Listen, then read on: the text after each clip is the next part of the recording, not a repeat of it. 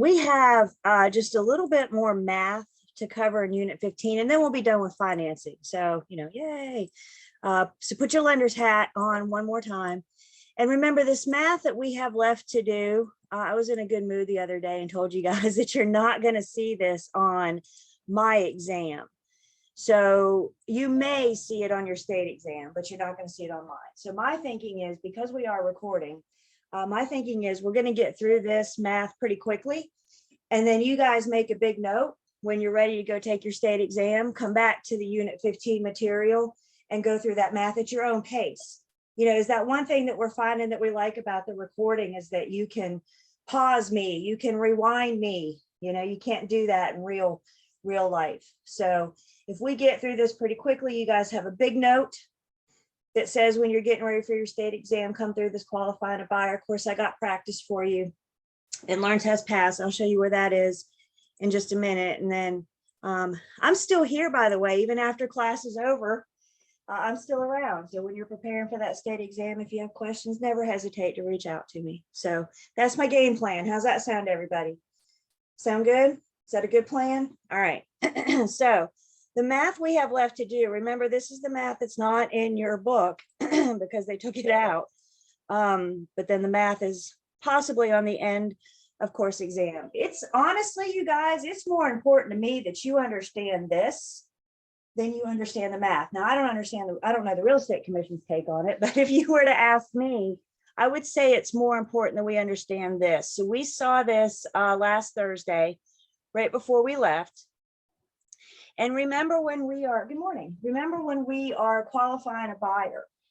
Typically, when you have a buyer and they need to get a loan, typically you're going to send them to your lender. But what if it's a hot market and properties are flying fast and your buyer calls you on a Saturday morning and wants to see a property and your preferred lender doesn't work weekends? Some work weekends, some don't. So what this does for us in practice, while I'm not a lender, I do not have a mortgage license, but what this does do is allow me to do a quick, is it worth my time to go out there and show this buyer? And that's what we need to protect our time and our interests. So y'all don't show property until the buyer has been pre-approved, or in this case, at least you have crunched the numbers. There's a common misconception. Good morning. There's a common misconception that what I pay for rent can be equivalent to my mortgage payment.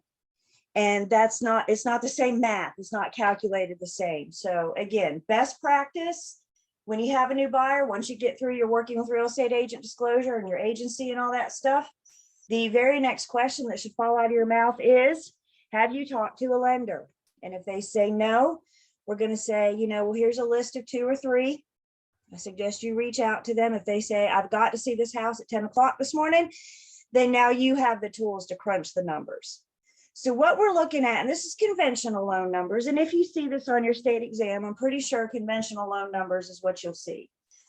So conventional loan numbers are 2836. And as a quick recap, what we're saying about this 2836, the lender, the 28% is 28% of your monthly income.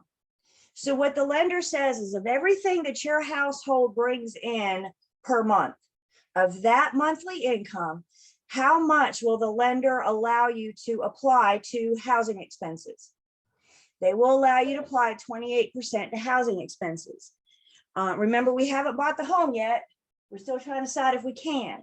So we're looking at our estimated PITI, principal and interest, taxes and insurance, HOA dues if applicable. And if it is a conventional loan with a loan to value ratio of 80% or higher, you may have PMI. So again, what the 28% ratio looks at is, of your entire monthly income coming into this home, the lender can allow 28% to go towards housing expenses.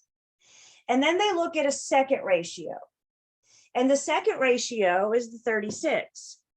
And the 36 says, of your entire monthly income, we will allow 36% to go towards your housing expenses and your reoccurring debt. When I talk about reoccurring debt, think of all the bills you pay each month: credit card, student loan, alimony, child support, What else? Any kind of medical bills, car payments, anything that you pay every month is considered your reoccurring debt. So the second ratio looks at housing expenses plus reoccurring debt. What did we just say housing expenses were?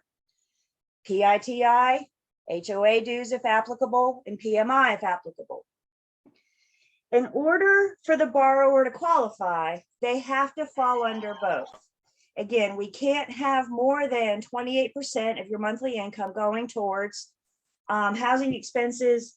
You cannot have more than 36% of your monthly income going towards reoccurring obligations. Like we said last week, at this point, you've just pretty much paid your bills, right? 36%, 28%, you've just paid your bills. You haven't paid for power yet.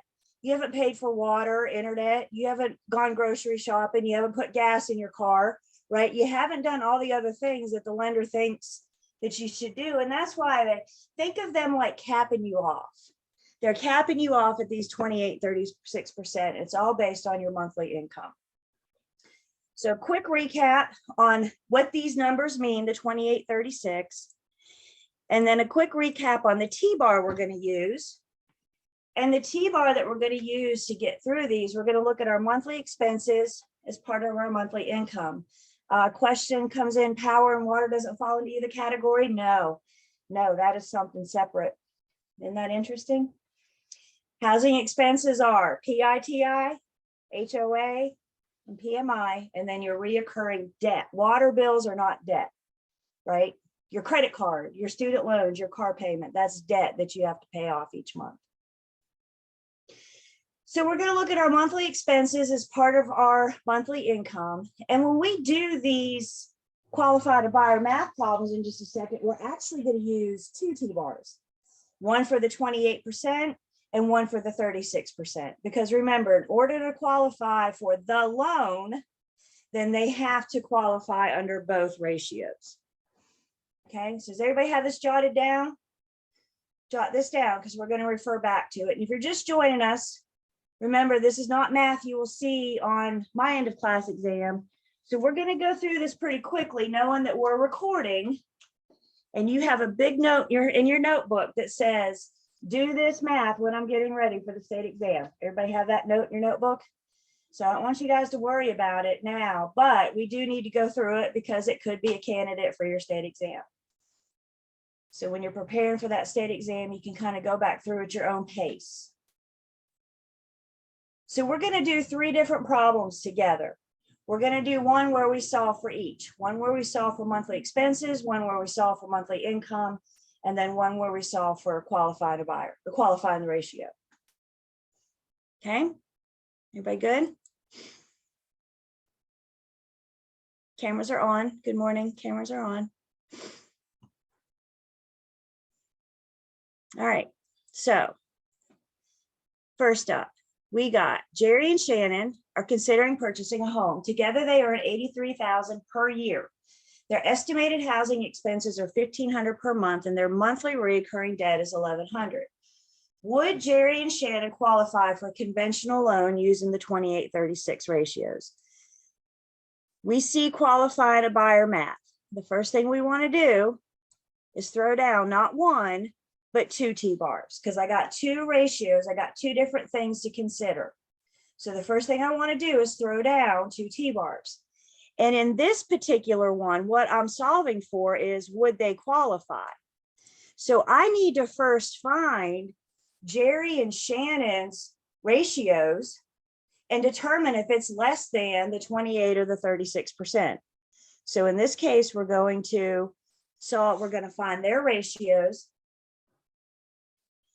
So they have $83,000. Their combined income is $83,000 per year. Your T-bar says monthly income. Yes, monthly income. So when the problem gives you annual income, what are we going to do? Excuse me. We're going to divide it by 12. So you take your annual income of $8,300, divide it by 12 to get monthly income. 8,300, is that what I just said? I'm not sure that's what I did. Monthly income of $6,916 and 67 cents. And because I am talking about the same buyers, they make the same money, right? Again, we're looking at the only thing that's different in the two T-bars is going to be the ratios, right? Because we're talking about Jerry and Shannon for the 28%. We're talking about Jerry and Shannon for the 36%. So when we're talking about their monthly income, we're going to use the same number. Now let's first look at our housing expenses. The first income, the 28%. Their estimated housing expenses are $1,500 per month. The 28% just looks at housing expenses, PITI, HOA dues if applicable, and PMI, private mortgage insurance. So I have estimated housing expenses of $1,500 per month. That fourth line means divide. So we take 1,500 divided by 6916.67. And on my calculator, I get 0.21, 86, da, da, da, da, da. And when I move my decimal over two places, I get 21.86% or 22%. Do they qualify under the first ratio? Do they qualify under the 28%? Yeah, so far so good, right? 22 is less than 28. So far so good. Now we need to determine if they qualify under the 36%. In order to qualify, they have to qualify under both. The second ratio looks at housing expenses plus reoccurring debt. So for that second ratio, we're going to take our estimated housing expenses plus our reoccurring debt. And now combined, we have 2,600. Again, the back fourth line means divide. So you take 2,600 and divide it by 6916.67. And I get a qualify, let's see, 0.3759, which we will round to 0.38. Nope, let's try that, 38%. So we move our decimal over two places and we have 37.5%. Or if we round, we have 38%. Is that more than or less than 36%? That's more than. Do Jerry and Shannon qualify for this loan? No, because in order to qualify, you have to fall under both. Does that make sense now? Do those ratios make sense what we're looking at? All we're doing is comparing your monthly income to your monthly expenses, and we're seeing if they fall under those ratios. So what do Jerry and Shannon do? Well, probably, obviously, what set them over was their reoccurring debt, right? So maybe we can find them a less expensive house that will bring down their housing expenses, their PITI. But ultimately, it seems to me like Jerry and Shannon need to pay off some debt to get that reoccurring debt down. And guys, I'm telling you, a good lender will work with Jerry and Shannon. They're so close. I mean, they're only 2% away. A good lender will work with Jerry and Shannon. Why? Because when they get this under 36%, the lender wants them to call them, right? So they're going to help them. They're going to help them achieve that goal. If Jerry and Shannon are your buyers, stay in touch with them, because when they're ready to buy, don't you want them to call you? So sometimes we have to incubate buyers. Sometimes people want to buy, but they're not ready to buy. So we have to stay in touch with them to keep in front of them. So question comes in, would I show them this house or not? I would not, because now I would get them to a lender ASAP, right? So, yep, we're going to do two more. And remember, we're not worrying about this for your exam. We're only worrying about this when we get to the state exam. So the first problem we did, we solved for the ratios. And what we were looking for is to see if Jerry and Shannon's debt to income was less than the 36%.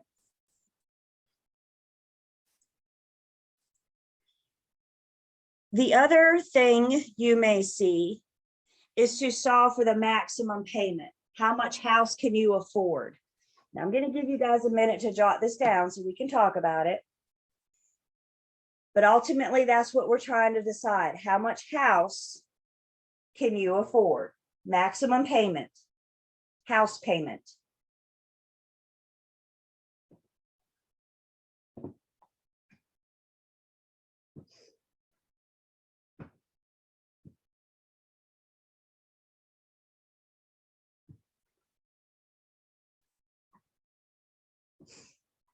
Payment is your house payment.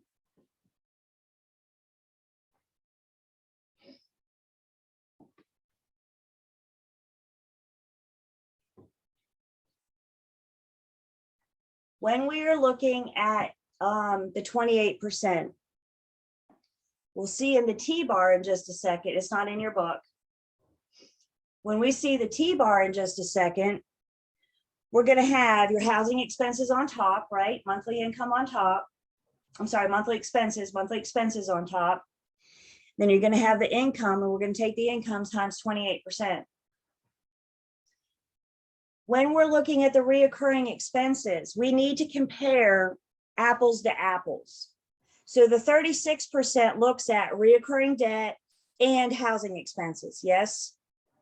The 36% looks at reoccurring debt and housing expenses. So in order to do a true side-by-side comparison, we're going to use the 36% ratio, and then we're going to deduct the reoccurring expenses. So now we can just look at maximum house payment for 28%, and the other one for 36%. Yes, we're getting ready to do an example. And when it comes to these types of problems, I always think of opposite world. When the problem asks you for the maximum payment, we want the lower of the two numbers. I'm going to do two T-bars. I'm going to solve this twice, one for the 28 and again for the 36%. But once I get two maximum payments, I want the lower of the two numbers. Which one? Y'all have your lender's hat on? Which one is less risky to the lender? The one that's less risky is the one where they have the lower monthly expenses. Yes, the lower monthly expenses. Question comes in, net income or gross income? I want to say net.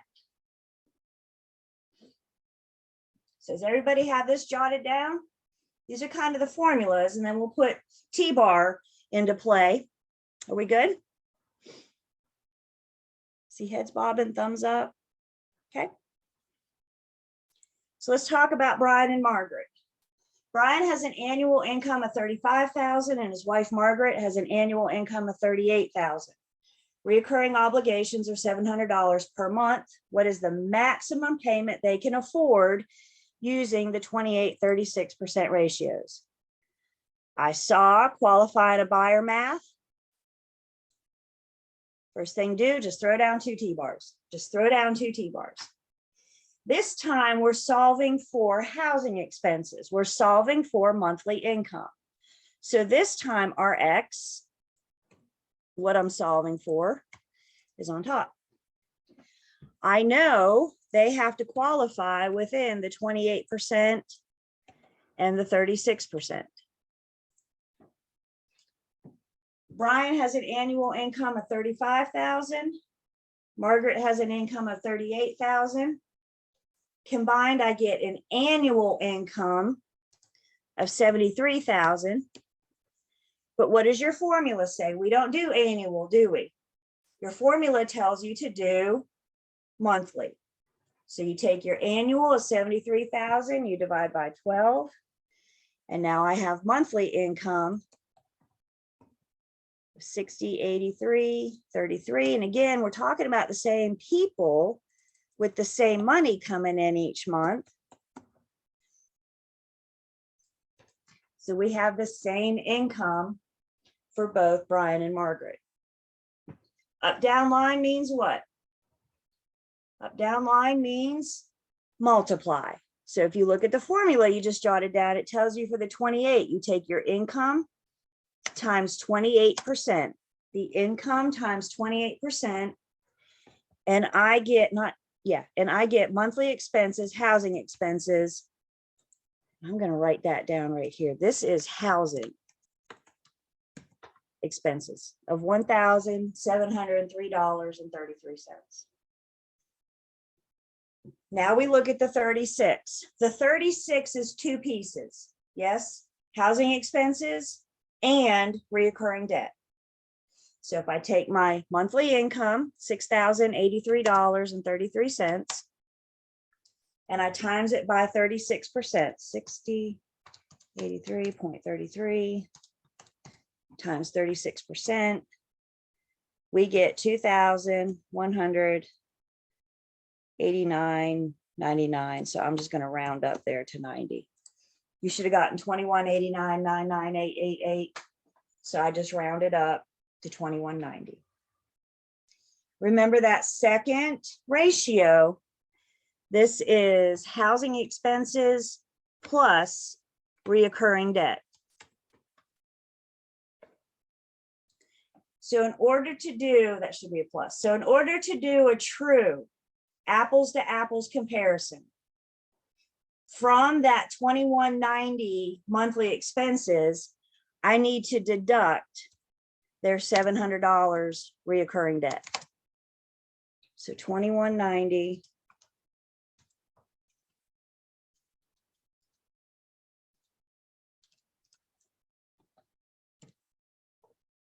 by taking out the reoccurring expenses, we're looking at truly the maximum house payment. What is the maximum house payment?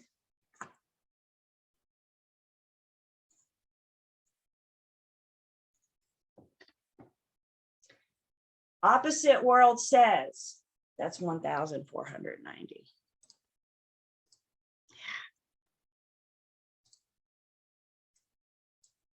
Opposite world says 1,000. There we go. Opposite world says the maximum payment that the lender will allow is the lower of the two numbers. Maximum payment is the lower of the two numbers. Which one is less risky to the lender? The one that has the less debt. Yes, the one that has the less debt. So the lower of the two numbers. So under which one will they qualify? Under which one will Brian and Margaret qualify? What is their allowable house payment? $1,490.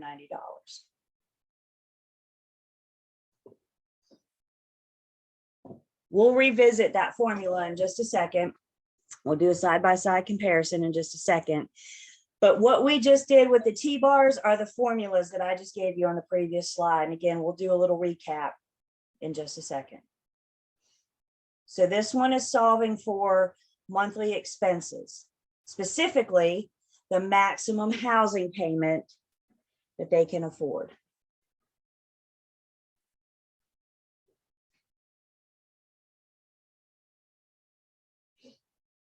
Good morning.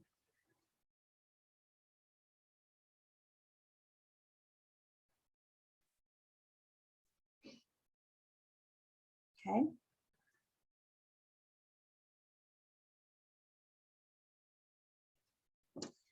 The third, so if the housing expenses was cheaper, we would, whichever one is less. Once you do the ratios, you got to do both. And once you do those ratios, whichever one is less, that's the one they would qualify for. So they are getting a loan together because they were married. What if they weren't married? Could they still get a loan together? Yes. Yes, they could still apply for a loan together.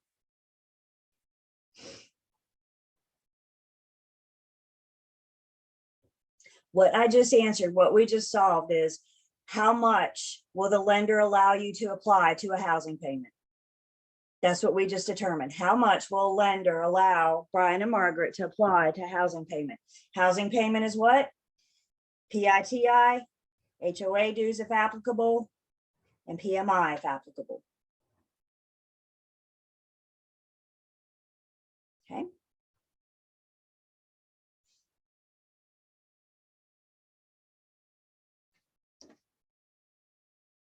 The third way, let's see. So normally it seems as if lower number will be 36 for them to qualify because you will just about always have to add reoccurring debt. I don't, yeah, I would agree that once you add on debt, it's going to be more, but I don't want you guys to have that mentality going into your test because that may be where they like to trick you. So what I suggest is that you work the problem and actually see. And I agree. Most of the time we're looking at the 36% because you're right, you got more to consider with the debt. So I do hear what you're saying, but let's not take shortcuts with this because your test may anticipate you trying to take a shortcut, right? So do the math so you can see it. Okay.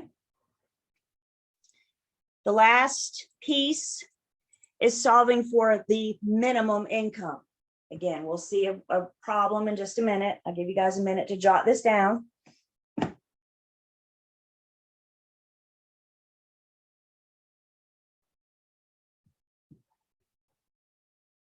Question comes in, so we'd work the numbers after agency has been established. Oh yeah. Yeah, you can't have this conversation without doing your working with real estate agent disclosure, can you? Because you're getting into price, term, and motive. So yes.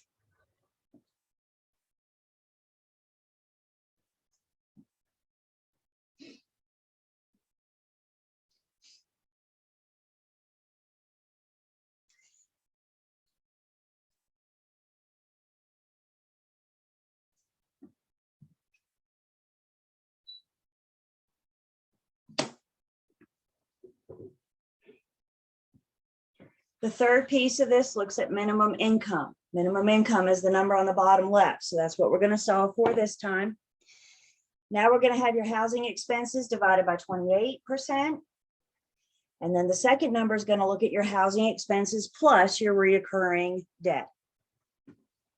Again, opposite world. If the problem asks you for minimum income, now we want the higher of the two numbers. You still have your lender hat on. Which one is less risky to the lender? It's the borrower that makes more money, isn't it? So when we ask for minimum income, we want the higher of the two numbers.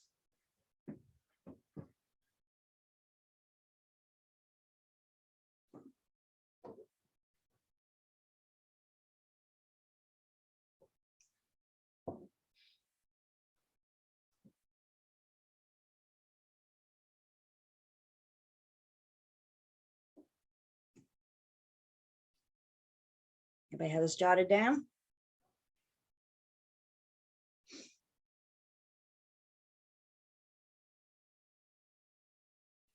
Okay.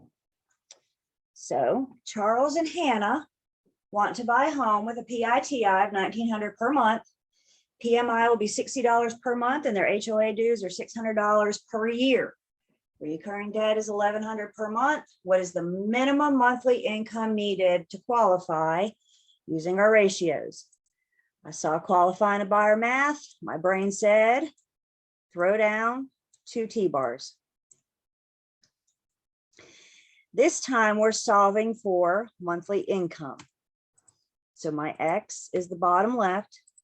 I know I'm dealing with 2 ratios. There's a 28% and there is a 36%. Let's look at the 28% first. 28% consists of our monthly PITI, $1,900 per month, our monthly PMI, private mortgage insurance, of $60 per month, and then I have $600 per year. You got to read these questions. Do I want annual or monthly? I want monthly. So I got to take my 600 and divide it by 12 to get monthly HOA of 50. So to recap, I have 1,900 PMI. I'm sorry, PITI. I have 60 PMI, and then I have 50 HOA dues. So their total housing expenses is going to be $2,010. That's what the first ratio looks at, is housing expenses. So we had our PITI, monthly HOA, and PMI. The second ratio looks at housing expenses plus reoccurring debt. So when I add these up, I get my housing expenses plus reoccurring debt of $3,110.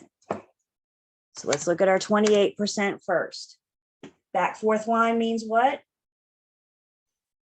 Back fourth line means divide.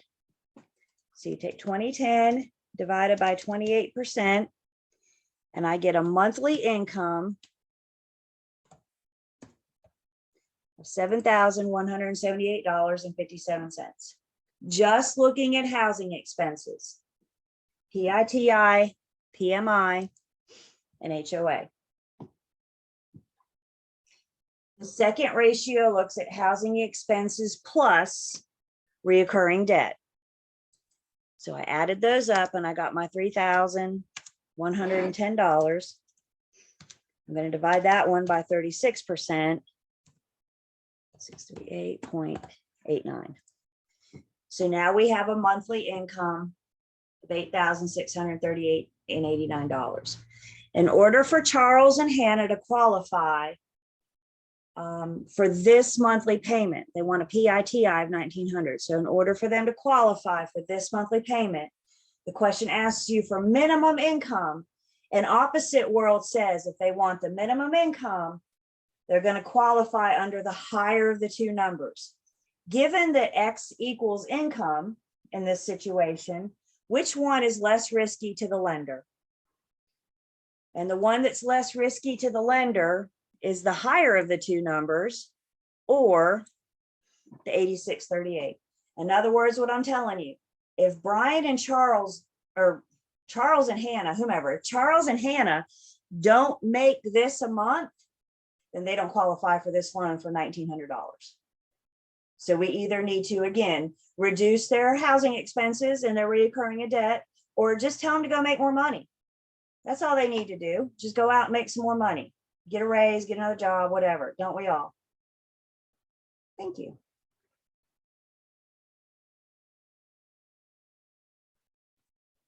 Minimum income, we're looking for the higher of the two numbers. Qualifying a buyer, you always do two. 60 is my monthly PMI. And then 50 is my HOA dues divided by 12. So I have PITI of $1,900. I have $60 per month of PMI. And then 600 divided by 12 gives me 50. Add those three up and I get housing expenses. Housing expenses consist of PITI, PMI, and HOA.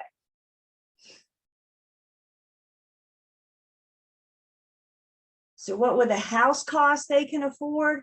That's let the lender figure that out. That's why we have the lender, but at least we know, you know, and you could go, I mean, you could go to some mortgage website and, you know, do a quick crunch on the numbers. Most mortgage websites have a, put your numbers in and we'll crunch something for you. So you could be able to, if you can't get a hold of your lender, again, does everybody hear me? In an ideal, in a perfect world, what are you going to do if your buyer needs to be qualified?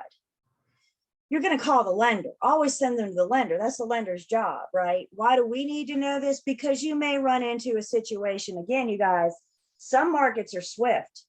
We just came out, we're coming out of, we're still in it, but we're coming out of a very strong seller's market, which means you may not have time to get your buyer to the lender. Ideally, we do, but if they need to see something at 10 o'clock today because it's going to be under contract by 11, then we need to move pretty quickly. So having a basic understanding, I'd be calling the lender on my way to that showing. So what I want you guys to know is the majority of the time you're going to be getting them to a lender, but you may run into a situation where you need to crunch some quick numbers. And that's why we have qualifying a buyer math. Now, obviously, this is all on their word, isn't it? Charles and Hannah have to tell me what their expenses are. They have to tell me what their income is. So can Charles and Hannah lie? Yeah, I mean, I can only work with the information I have is only as good as what I have. So again, the lender will be the one to run them through the process of verifying, underwriting, all that. Okay. So here's a side-by-side of those two formulas. One about maximum payment, maximum housing payment,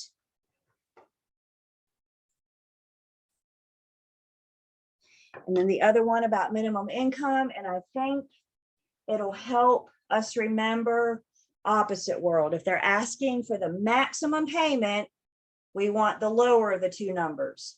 If they're asking for the minimum income, we want the higher of the two numbers.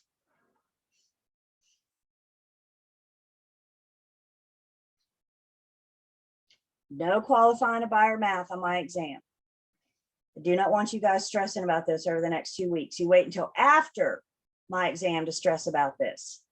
Fair enough? And remember, you got the recording, so you can go back at your own pace. The recording now, you can pause me. I know we went through this fast, but there's other stuff that's going to be on your test that I want to talk about too. Okay, everybody good? Do we need to take a big deep breath? Feels good to breathe, doesn't it? All right. That gets us through financing. 14 and 15 are your financing units. Remember, you guys, the key to get through financing is to think like a lender. Put your lender hat on. The lender cares about what's in it for me. How much money is this going to cost me? How much time is this going to cost me? So the key terms for unit 15 are on page 389. You have that key point review at the end of the unit, page 414. And then your student quiz on page 417.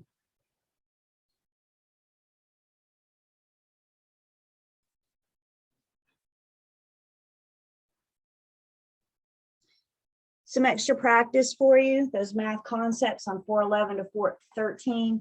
The math that you have actually in your book in unit 15 is the solving for monthly P&I.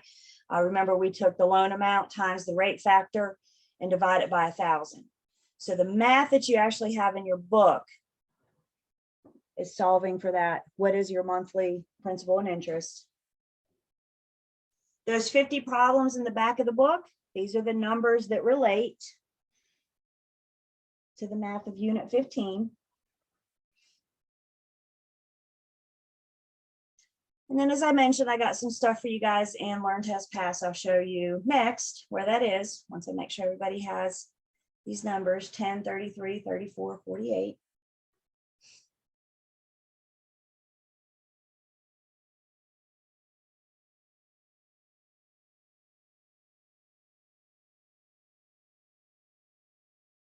Okay, anybody good? Anybody not good? Maybe that's what I should ask. Anybody not good? Speak now. Okay. In Learn, Test, Pass, 14 and 15 are kind of lumped together in Learn, Test, Pass. So all the information's here. You do have a couple quizzes, but particularly I do have a math worksheet. So this is, discount points, loan origination fees, loan to value ratio. And if you look at the very bottom, the last 3 problems, oh no, the last 4. No, the last 3. I can't, it's 4. How many is that, Julie? Looks like 4. Okay, so the last 4 are qualifying a buyer math. And of course, I have the solutions as well. But studying the solutions doesn't help you. Don't look at the solutions until you've done the work. And you can see we have the 2 ratios there.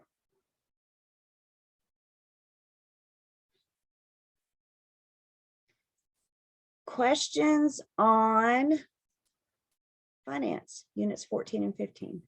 I know you're going to explain it to us, but math workbook right there, is that going to be all the math from all the? So we'll do this now. Math workbook, you guys, please, we're going to talk about F21, but we'll talk about it now. The math workbook is just that. It's extra math. So here's some extra math on tax calculations. It gives you the explanation, the formula, and some practice problems. It kind of just breaks it down into topics. Area and volume. This is the unit 4 math that we did, measuring. So here's some extra practice for you guys with the solutions. The gift to this, because you know how I feel about practice when it comes to math, right? But the gift to this, if you don't look at anything else, look at page 1 of the math workbook. Y'all write that down. Math workbook, page 1. Because page 1 tells you this first section tells you what math you may see on your state exam. The second section tells you what math you're going to see on my exam. So if you want to know where to focus your math energy between now and then, write that down. Math workbook, page 1. And you can just focus on this math. And if you get to a math that we haven't done yet, then just skip it and we'll get to it. Once we get through 21, we are through the majority of the math. I still have a little bit to do after 21. But once we get through 21, we're through the majority of it. Everybody have that written down? Math workbook, page 1. There's your gift. I like giving presents.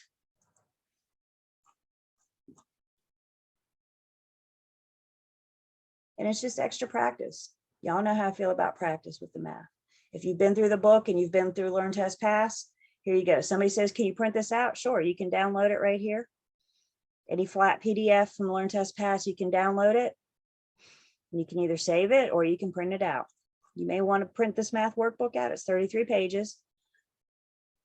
Or look at it on the screen, download it and keep it on the screen. Okay.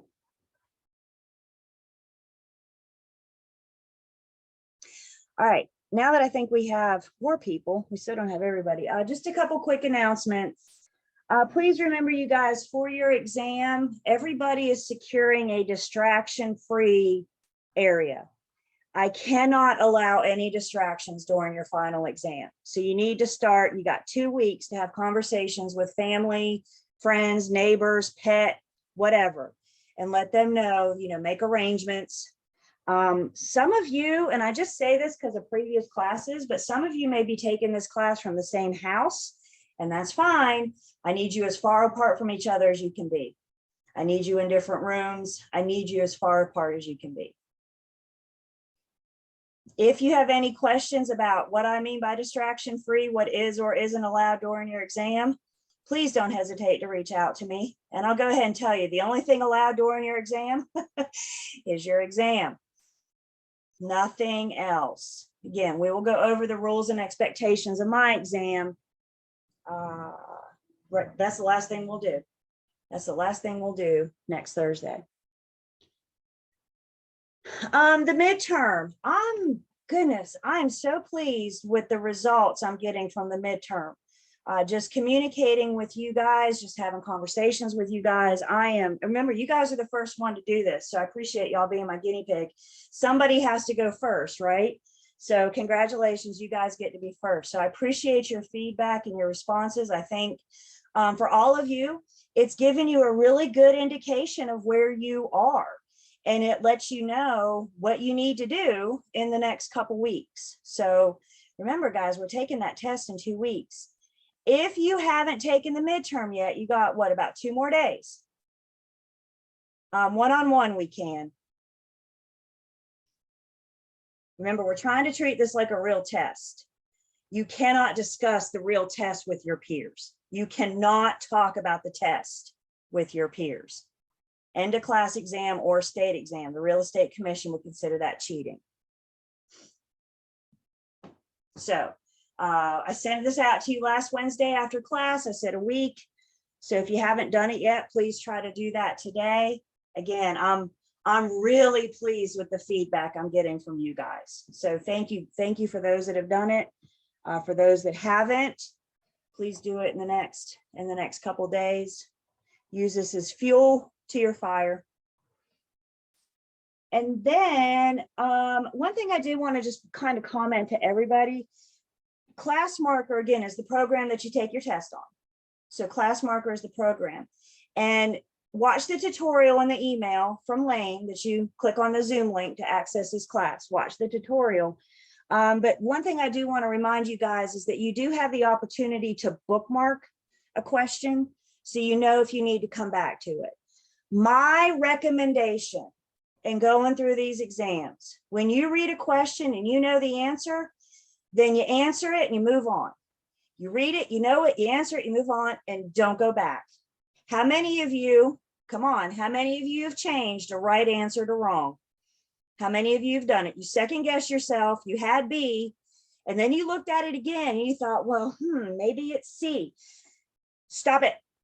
Stop it right now. Y'all stop changing answers unless you're like 5,000% sure. Because what happens is you guys go back and you second guess yourself and you change it. And most of the time your gut instinct is right. So do not change an answer unless you are like totally sure. Everybody with me? If you read a question and you don't know the answer right away, you don't know in your heart of hearts that it's B, that's the ones that you bookmark. So if you get to it and you read it and you think, oh my gosh, I don't remember, bookmark it and come back to it when you have more time to spend on it. And you might find that if you bookmark it, a future question can have something in there that can trigger your memory. So if you bookmark it, then you know you need to come back to it. And you might find when you read question number 40, that gives you information you need to solve the previous questions. That makes sense? So I just wanted to make sure that we were taking advantage of that bookmark. I understand the midterm didn't have math on it, but your exams will. So I do always suggest saving the math for last, because the math is what's going to take you the longest. And remember what we said, the math alone can't fail you.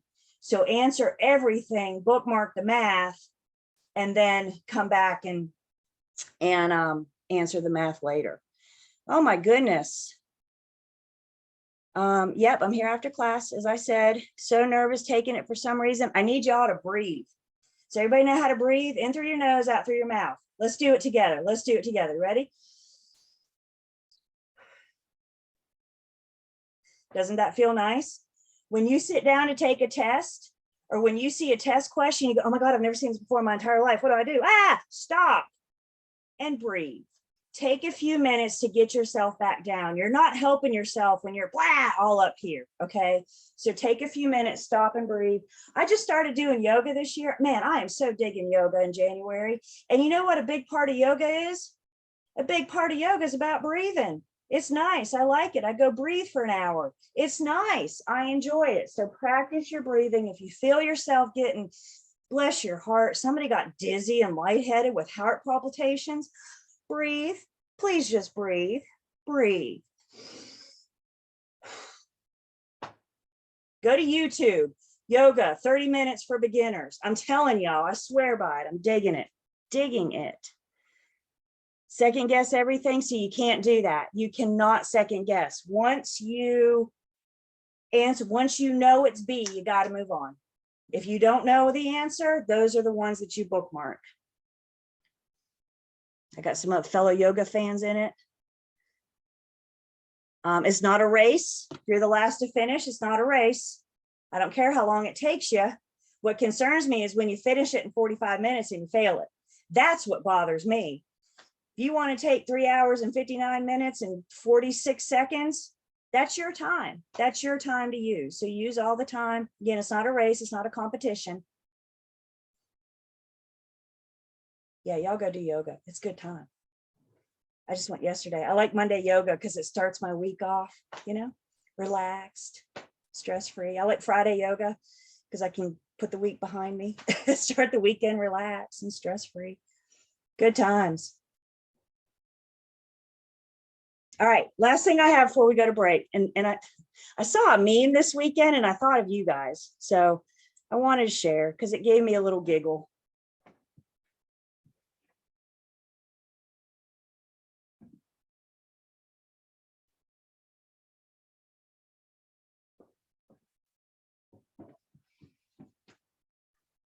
I think what this did is reminded me that before you can go out and deal with the issues in the second part, you got to get through the part for the first. No, I've never walked in on a naked tenant. I've never walked in on anybody naked. Let me just clarify that. However, some agents don't have that same luck as what I do. I have been in open houses with no running water. I carry toilet paper in my trunk, I'm just saying. So we live and we learn, right? I get it. You guys want to be out in practice doing it. Yes. But before you can get there, we got to finish this up. So keep and wet wipes and a broom and a dustpan. I got a trunk full of, you'll know what I speak of. Realtors are mobile. I got all sorts of goodies in my trunk because live and learn experience. I have rubber boots. So when I go measure houses, trample around in bushes and brush, things slither and crawl. That's all I'm going to say about that. So I got rubber boots. The alarm, I've set the alarm. I have set the alarm off. Yes, my buyer started freaking out. I said, it's okay. I'm a real estate agent. I got this. We got it off before the cops showed up. Air freshener. I've showed the wrong house. Heck, there were 2 houses on the same street for sale, and I went busting in the wrong one. And my buyer said, this isn't it. And I said, oh my God, y'all, we got to get out of here. Come on. Called the listing agent and said, I'm so sorry. And of course she laughed. She was like, nobody was home. It was vacant. Thank God. But yeah. I showed the wrong house once. So wait till you guys get these stories, and you will. Oh, trust me, you will. You'll lock yourself out, or you'll let the neighborhood cat in, or you'll let the owner's cat out. You know, all sorts of fun things can happen to you. But before you can do all that, you got to get through these tests. Everybody with me? All right, let's take a break. Let's take 10. And when we come back, we are going to get started in unit 21.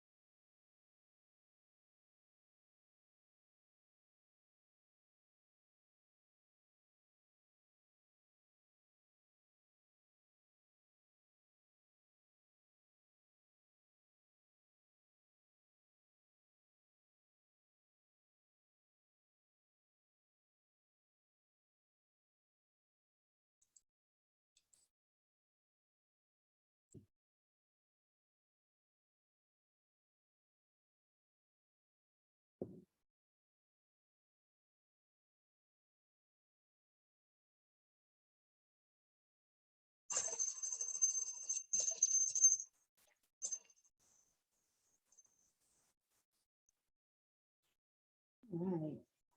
Welcome back.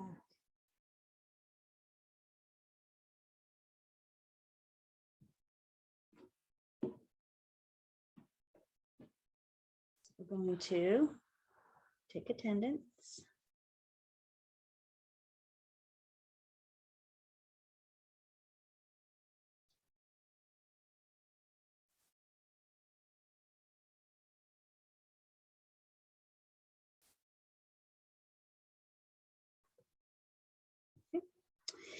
And we are going to Unit 21. And between us, I think Unit 21 is my favorite because we finally get to go to closing. We've been building up to it. We've been working towards it. And now we are finally here. Yay. So Unit 21 is pretty much our contract to closing process. And I have taken attendance. So if you're just now getting back, please let me know in the chat. So Unit 21 is basically our contract to closing transaction, going from we went under contract, yay, and getting this thing through to closing. So in this unit, we're going to talk about pre-closing procedures, some of the things that happen. We're going to talk a little bit more about TRID. Remember, we introduced you to TRID in 15, particularly we talked about TILA, regulation Z. And then we're going to talk more about TRID today, and we're going to talk about RESPA. And then at the end of this unit, and I'll probably save this for tomorrow morning. We'll talk more about that in just a second. But we get to figure out how much does your buyer have to bring to closing. So we get to look at all of their debits and credits and help them determine how much they need to bring to closing. So that's the kind of the star of this unit is this math.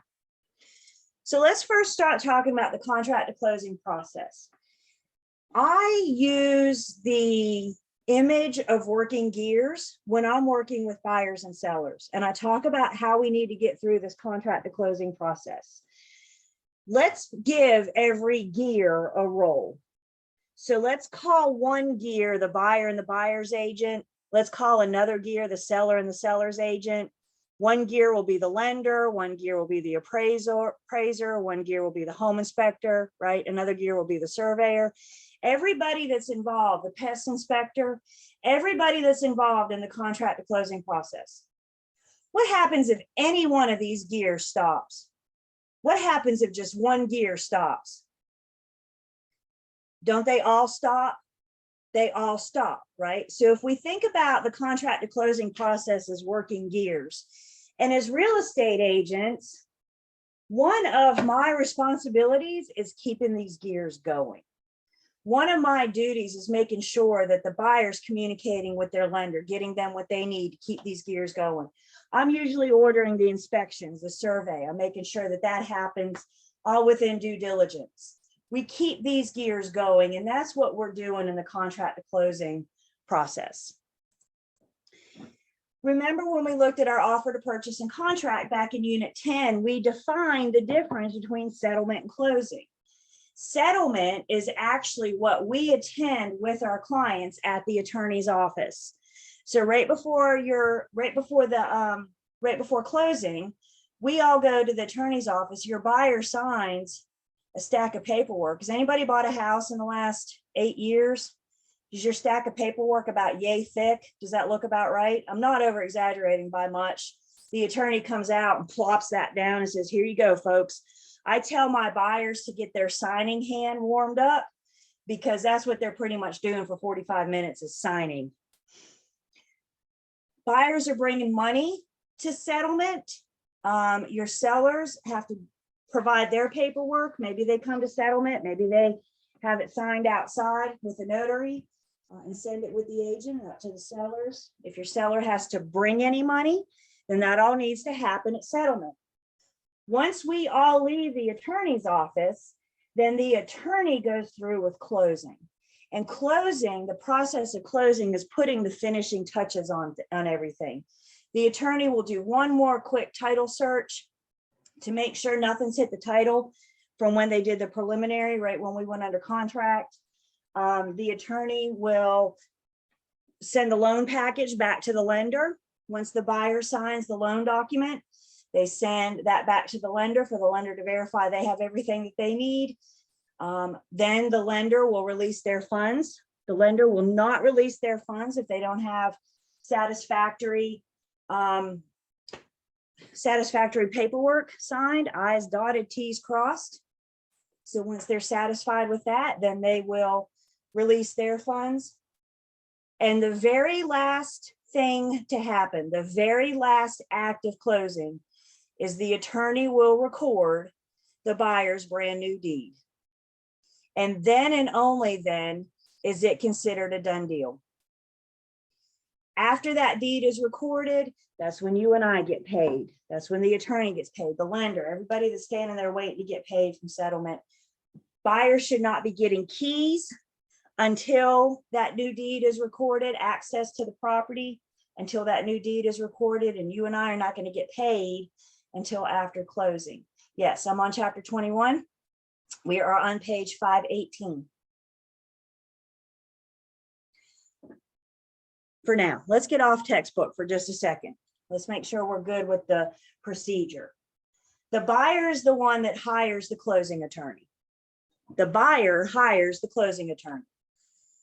That closing attorney represents the interest of both the buyer and the lender, assuming the buyer's getting a loan. If it's a cash buyer, there is no lender around. Sellers, depending on the transaction, if it's a typical residential transaction, the sellers will allow the buyer's attorney to prepare their deed and get their paperwork together for closing. If it's a commercial transaction, sellers generally hire their own attorney. If it's like an estate, sellers may bring their own attorney. They may have their own attorney. What we need to understand is that the seller is always welcome. They can choose if they want to hire their own attorney or allow the buyer's attorney to process, to handle closing. If the buyer's the one that's hiring the closing attorney, who do you think gets to pay the closing attorney? Who gets to pay those attorney's fees? The buyer, right? And that's one thing when we talk about debits to the buyer, we're going to see the closing attorney is money that they owe. Buyer's agents, you know, up until going under contract, we're just cruising around town, looking at pretty houses, right? Have y'all ever heard that? That's all real estate agents do, is go look at pretty houses. I guess to an extent, that's what we do. But buyer's agents, our job starts when the buyer says, this is the one I want, write it up. And as a buyer agent, that's when we start. As soon as you get a signed contract in your hand, you do your little mini celebration, and then you need to send that contract to the lender, let them start their thing, as we discussed in the previous units. As soon as you send it to the lender, you need to get it to the closing attorney, and you need to get settlement scheduled. Remember, buyer and seller agree on a settlement date in the contract. So we know what date they want to close. Fingers crossed, no delays, but that's the date that we're all shooting for. If delays happen, then we just reschedule. So I hear you guys, Julie. When do I get paid? When do I get paid? When do I get paid? We don't get paid until it closes. Once the buyer's new deed has been recorded, we get an email from the paralegal that says we are on record. And what that means to you is go back and get your check. Well, go back and get your firm's check. You take your firm's check to your firm processes it, and then you get paid. How long does it take you to get paid? It's up to your firm. Are they going to do direct deposit? It's up to your firm. All firms are different. Another thing that we talked about when we looked at the contract was the buyer's due diligence process. We get into a little bit more depth here in 21, making sure we understand what that process is. The italics, you guys see like pages 518 to the top of page 520, those italicized, that's verbiage straight from our offer to purchase and contract. Has it updated since what's in your book? Yes. So, you know, I don't know what's changed or not, but italicized again is just verbiage. So I reference you guys back to your offer to purchase and contract. Make sure you're looking at Always make sure you're looking at the current. The contract defines the buyer's due diligence process as the buyer's opportunity to investigate the property and the transaction contemplated by this contract. So the buyer can decide in their sole discretion if they want to proceed with or terminate the transaction. Remember, the big picture of the buyer's due diligence is the buyer's opportunity for them to learn as much as they possibly can. Inspections and investigations, Google search, whatever, learn as much as they possibly can about this property and deciding, now knowing what I know, do I want to proceed with or terminate this transaction? If they decide to terminate, we do so within our due diligence period so we can get our buyer's earnest money back. They have a decision to make. You know, let's just say they put down $5,000 for earnest money and $2,000 for due diligence. So they've invested $7,000 in this property, right? I don't know about you guys, but $7,000 is a lot of money to me. $7,000 is a lot of money, but they've invested $7,000 just for their contract, earnest money and due diligence. So they have their inspections and their investigations, and they find out that, you know, maybe DOT is considering doing a road widening project and the roof is 30 years old and the electrical isn't good, it needs to be replaced. All that stuff adds up, right? And so now they've done their investigations and they learn that shortly after they buy, they're going to have to invest $20,000 or $30,000 in the home. Is it worth sacrificing that $7,000 to save yourself from the 30? I mean, that's what the buyer has to decide. And the buyer has to decide that. Is it worth it? And that's why they do their inspections and investigations. So starting on page 520, we're going to just kind of briefly go through things that buyers should be considered to do during their due diligence process. We've talked about most of these, so this should serve as a quick review for us. If the buyer is getting a loan, the lending process is the longest part of the contract to closing process. So if your buyer's getting a loan, that's why as soon as we go under contract, we send that signed contract to the lender so they can start their process. And we need to have a conversation with our buyers about the importance of communicating with the lender. Understand the lender does things in steps. So step one is to gather this information. They can't go on to step two until they've completed step one. So if your buyer's dragging their feet and not wanting to communicate with the lender, those gears stop, don't they? The loan process can't go on. So I tell my buyers, we go under contract, yay. I tell my buyers, you make the lender your number one priority. You call the lender back before you call me back. Trying to stress the importance of keeping that going. A question comes in, due diligence and earnest money goes to the cost of the loan or the property. Is that considered part of their down payment? Yes, earnest money and due diligence, if we make it to closing, will be credited back to the buyer. So if they've already paid that, they won't have to pay that again. I need you guys to make a note on page 520 under the buyer's loan. You guys, please remember, especially those of you that bought a house 15, 20 years ago, the buyer's loan is not a contingency. We do not have a contingency that says the buyer buying is contingent on them getting loan approval. There are no built-in contingencies.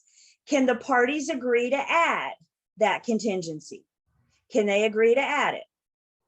Yeah, absolutely.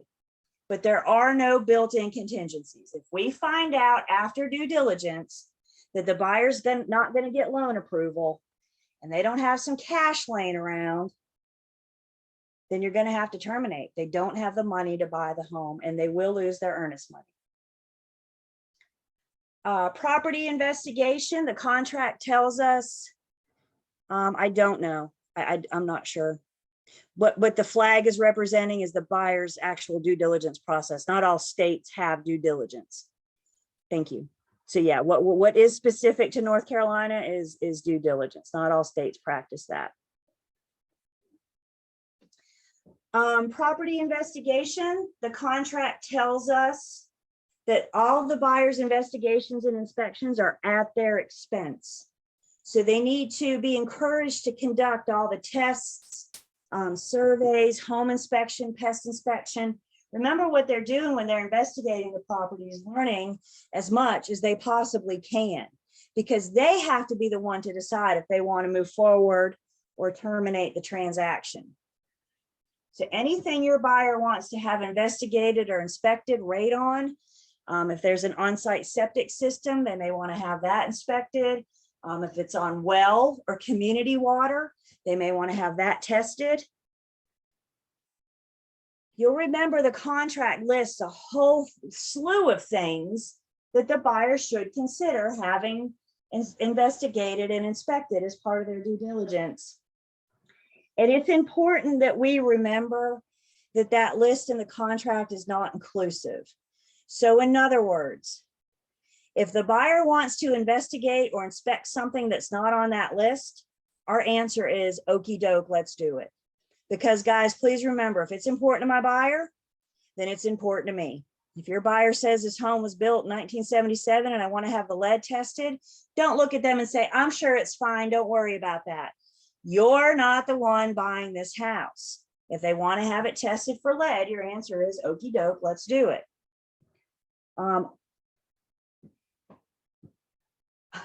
All investigations, appraisals, everything is at the buyer's expense. It's their investigations. Yes, it's their investigations and inspections. So the buyer gets to pay for it. Once we get the buyer squared away with the lender, once the lender has what they need to send that loan through the first round of underwriting, the buyer has submitted all the requested paperwork, we need to get the buyer shopping for homeowners insurance and encourage them to shop around. Again, you'll meet homeowners insurance agents. Your firm may have a preferred vendor list to help introduce you to some insurance agents. Never look at your buyer and say, this is the homeowners insurance agent you're going to use. Always encourage them to shop around. Tell them to call Jake from State Farm. Tell them to call Flo from Progressive, right? Have them shop around. Not all homeowners insurance agents are created equally. So encourage them to shop around. If their homeowners insurance puts their allowable monthly payment over what they're allowed, we're not going to get loan approval. Remember, in qualifying a buyer, the lender says, this is how much housing expenses you're allowed to have. And homeowners insurance is part of that PITI. So by getting them to shop for homeowners insurance early, if we find out they can't afford it, again, you guys, as a buyer's agent, if we have to terminate, the best thing I can do is terminate within due diligence so I can get my buyer their earnest money back. Home insurance is in the mortgage, yes, but the buyer gets to shop around for their policy. The buyer gets to choose which policy they want. I got a whole unit dedicated to homeowners insurance. So when we get to unit 13, we'll talk specifically about that and what the lender's looking for with homeowners insurance. The appraisal is also at the buyer's expense. Buyer gets to pay for that. If the buyer is getting a loan, the appraisal is required, period, end of story. If it's a cash buyer and they start asking you lots of questions about value, recommend that they get an appraisal done. Appraisals are usually paid at the time that it's ordered. The appraiser is not going to go out and do their thing until they've been paid. I've got a whole unit dedicated to the appraiser. We'll get to unit 17. So we'll talk more about that. I would encourage your buyers to have a survey. Remember, we talked about surveys back in unit 4. Survey can help us identify property lines, easements, encroachments. Unfortunately, surveys are no longer required. They used to be, the lender used to require them, but not anymore. And now surveys are highly recommended. Again, if your buyer has questions about their property lines, easements, encroachments, the only way we can answer that, unless you're a licensed surveyor, is by encouraging them to have a survey done. We talked about the on-site septic system. If it's an on-site, well, first off, if it's unimproved land, we need to have your buyer have a PERC test, what's known as a PERC, P-E-R-C test. The PERC test will determine if the land can support an on-site septic system. It looks at things such as drainage. The on-site septic system has to be so far away from the property, from the structure, I should say. So if it's unimproved land, we need to have a PERC test. If it's already built on, if it already has one, encourage your buyer to have it inspected. By the way, FYI, side note, I don't know if you guys know this or not, but how do they inspect an on-site septic system? They got to bring in the backhoe. Listing agents, prepare your sellers for that. Sellers will freak out if they don't know, and then the backhoe shows up one day. So encourage them or prepare them for that. Wood destroying insects. Now we refer to this as the pest inspection, but technically what it is it's looking for wood destroying insects, the backhoe, so they can dig up the dirt to get to the buried septic tank so they can inspect it, so they can actually look in it and check the lines. And yeah, they get in it. I mean, you know, they get to it. Let me put it that way. Doesn't that sound like a nice job?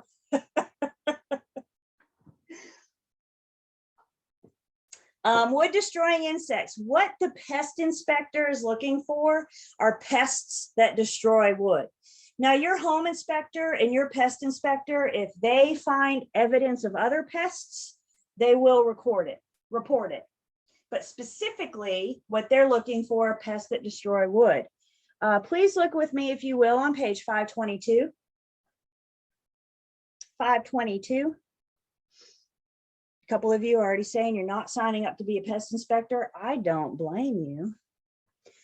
522 is our sample pest inspection report. You can see about halfway down, inspection revealed visible evidence of termites, powder post beetles, old house borers, or other. Again, what they're looking for is evidence of wood destroying insects. Man, those little buggers can do some damage.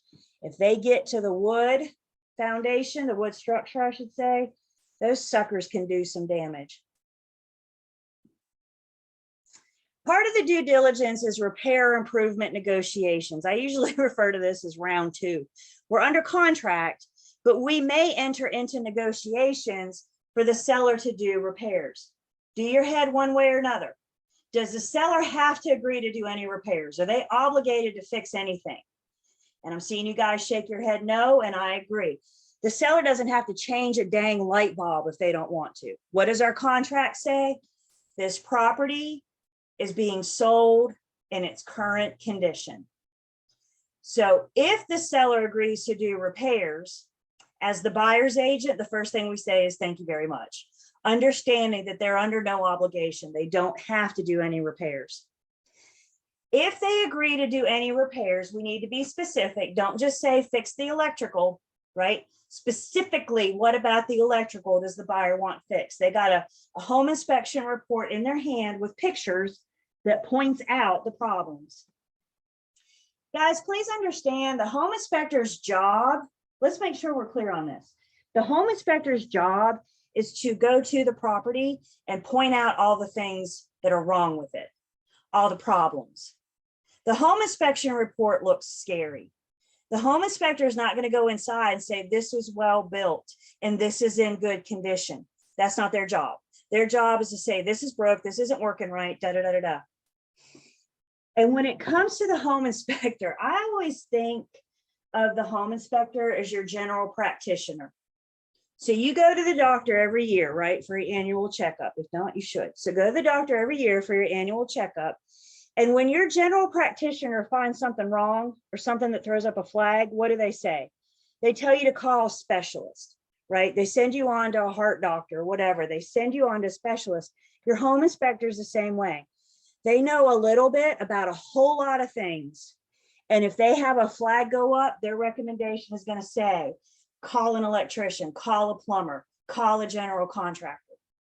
Their job is to go in and find the problems. So you have a very detailed list. The home inspection report gives you a pretty detailed list. So again, when you're asking for repairs, don't just say fix the electrical. I changed the light bulb, I fixed the electrical, haven't I? Be specific. If the seller agrees to do repairs, we need those agreed upon repairs in writing and signed by both parties before the end of due diligence. If the seller agrees to do any repairs, we need those in writing and signed by both parties before the end of due diligence. The repairs themselves don't need to be complete until prior to settlement. So if the seller agrees to do them while we're in due diligence, but they don't actually have to do them until prior to settlement or what other arrangements the parties can make. I had a situation once, I was the buyer's agent, and it was a home, it was built in like the 60s, and it was well maintained. Like it was one of these, the home was built in the 60s and it had one family. So it had one family living in all those years, and they took care of that house. But it was old electrical. There were some electrical issues. And the kids of the estate, the adult children were the estate, and they said, look, we want to help your buyers out, but we don't want to deal with it. I get that. I get that. So what we did, we negotiated, and what we came down to was we got an estimate from the electrician on how much this would cost. We got an estimate. The seller put that money in the closing attorney's escrow account. We went to closing. After closing, buyers had the electrical work done, and the electrician sent the bill to the attorney. So that's just an example. When I say whatever the parties agree to, the seller may not want to do repairs, but they still want to help out. So you have creative solutions is what we call them. Again, the parties can agree to anything, whatever works out best for them. Everybody good with that? Agreed upon repairs are in writing and signed when? Before the end of due diligence. The repairs themselves don't have to be complete until prior to settlement or whatever other arrangement we work out. Anything is negotiable, even though we're under contract already. If the buyer has their inspections and their investigations and they come up with $30,000 of work that needs done, and the seller says, nope, I'm not fixing a thing, I'm not even going to change the light bulb. The buyer now has a decision to make, don't they? Now knowing what they know that when they buy this house, they're going to have $30,000 worth of work to do. That's why they have the due diligence period, to learn as much as they possibly can to decide, now knowing what I know, do I want to move forward with or terminate this transaction? Remember what they're paying for. Why are they paying the seller? The buyer is paying the seller for the right to terminate within due diligence. Can they use earnest money or due diligence fee for repairs? I mean, the due diligence fee is the seller's money, right? So as soon as they get that check, they deposit it and they can do whatever they want to with it. So can they use that for repairs? Sure. They don't have to. They could go out tonight and have a really nice fancy dinner and spend it all. It's their money once we go under contract. Physical inspections. For those of you that have bought a house before, hopefully you had the opportunity to see the property on several different occasions, from the time you saw it the first time to the time you closed. Maybe you go back in because you want to look at some paint colors to figure out what color to paint this wall, or maybe you want to do some measurements for furniture. Maybe you want to bring mom and dad over so they can check it out. We want the buyer to see the home a couple times. It's been my experience. The first time the buyer walks in the home, they got their rose-colored glasses on, right? They see everything for the beauty that it is. The second time they see it, they see things they didn't see the first time. The third time they see it, they see things they didn't see the second time. If those of you that have bought, if you had that similar experience, every time you go to that property, you're seeing stuff that you didn't see before. So we want our buyers to physically put their eyes on the property. Encourage your buyers to drive by the property at different times of the day. Where does the sun set? Where does the sun rise? My house, for example, we have a huge street light across the street. One of my questions was, what does that look like at 10, 11 o'clock at night when I'm trying to sleep? So encourage them to drive by the property several times of the day. We were here at 5:30 in the morning one time just to see what it looked like at 5:30 in the morning. I've never seen it at 5:30 in the morning since then, but I know because I drove by it that one time when we run the contract. Another part of the buyer's physical inspection is their final walkthrough. I cannot stress the importance of doing the final walkthrough as close to settlement as you can. I try to do it on our way to the attorney's office. If closing's real early in the morning, we'll do it the night before.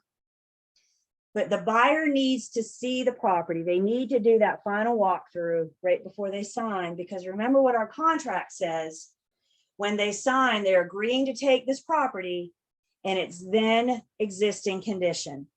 So how do they know what they're signing for if they don't see it on their way, their final walkthrough? 4 across the street, neighbors looking with us looking at the house for the first time. Yeah, maybe your neighbors are nosy. Guys, just make sure, you would think that this goes without saying, but just make sure your buyers understand that they don't own the house yet. So did you hear me? I said they can drive by. They can't go looking in the windows. There have been cases of this where sellers are sitting there one night watching TV and all of a sudden here comes, y'all, that's called trespassing. They cannot go on the property without permission, and they go on the property with you. Every time they want to go look at paint samples and measure, they have to be accompanied by you. It's not their home yet.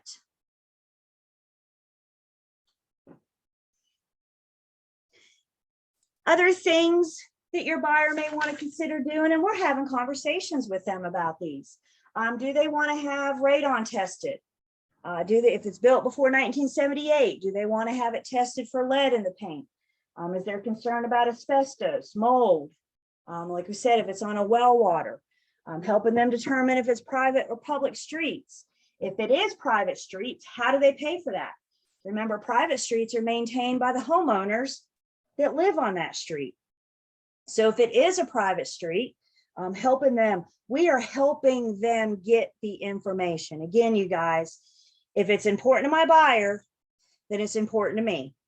Question comes in, are these mandatory? The only thing that's required, I'm going to go back for 1 second. The only thing required, the appraisal, if they're getting a loan, the lender will require the appraisal. And if it's a VA buyer, remember we talked about VA last week?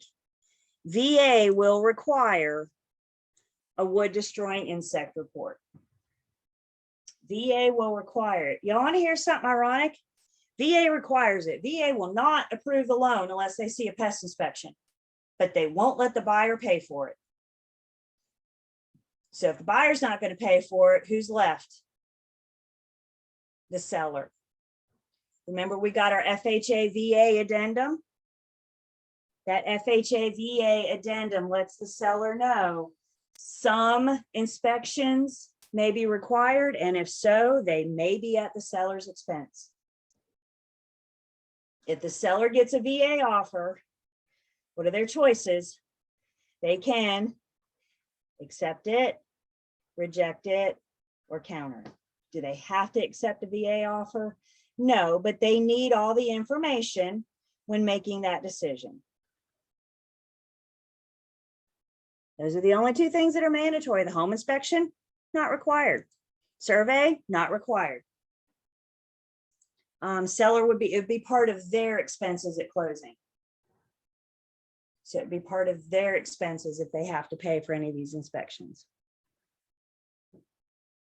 Most of the home inspectors, or any inspector in this area, And for our pre-licensing class, inspectors for the most part will let the buyer pay at settlement.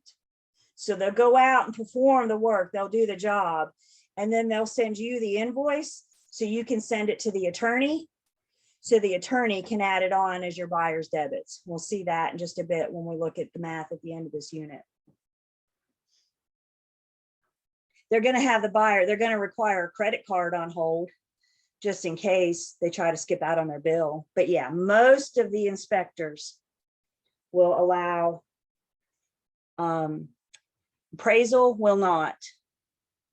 All right, so there was a box with wood under our old home and termites were in it, and the box was touching the crawl space wall and we had to treat it for home for termites. Yeah, they saw evidence of that, didn't they? Termites build tunnels. So most of our foundations are like cement or brick. So they'll build tunnels on the foundation to get to the wood of the home. And that's what the pest inspector is looking for, those little tunnels. I saw one once where the tunnel was active. In other words, I actually saw the little termites crawling up and down. I did not like that. I ran away. I got away as fast as I could, and I hope to never see that again because that was very creepy. What they're looking for is evidence of, maybe it's active, maybe it's not. So it's not mandatory, but if radon or asbestos is an issue after the deal is closed, does it fall on the agent? I guess anything's possible. There's a form, I got a form for that. And it's not one we look at in this class, but you'll see it in a post-licensing. And it's called the professional services disclosure. And what it does is it allows my client to select or waive all of the services that we just talked about as part of the buyer's due diligence. So that professional services disclosure could be what protect me. If they waive everything and then they try to come after me after closing, I have that where they waived the home inspection, they waived the pest inspection. Does that make sense? And we have all of our communications. So you guys, please remember, any verbal conversation of substance, you need to go home and follow it up with an email. So if your buyer tells you on the phone, nah, we're not doing the home inspection, then you send an email that says, per your request, we're waiving. You guys with me? That's how you document that phone call. And what do you document? Everything. If you didn't learn nothing else in this class, you got that right. And that doesn't apply to real estate. That's real life. Document everything. Everything. Okay.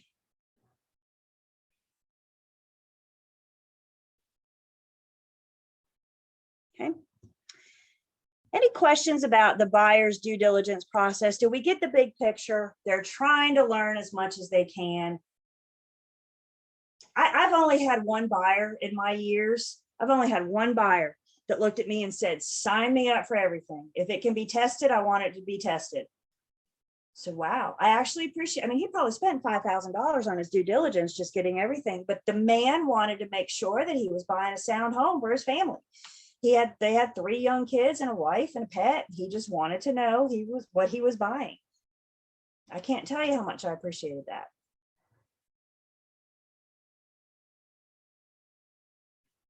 So if that's what the buyer's doing during due diligence, inspecting, investigating, and learning, what's the seller doing? Well, remember, the seller's work is done up front before you and I ever see it on Zillow or Realtor.com. They got a little bit to do throughout the process once we go under contract. But really, the seller's biggest concern is, can the buyer get financing? Can they get loan approval, or can they actually come up with the cash that they said that they would? So the biggest seller's issue is making sure that the buyer secured financing. Remember, you guys, if your buyer doesn't get loan approval, that is a material fact that we have to disclose to the seller.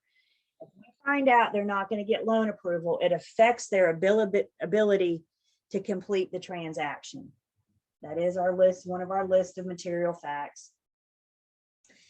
And then as the listing agent, we're going to help the seller verify their numbers as well. Now, this unit focuses on how much does the buyer have to bring to closing.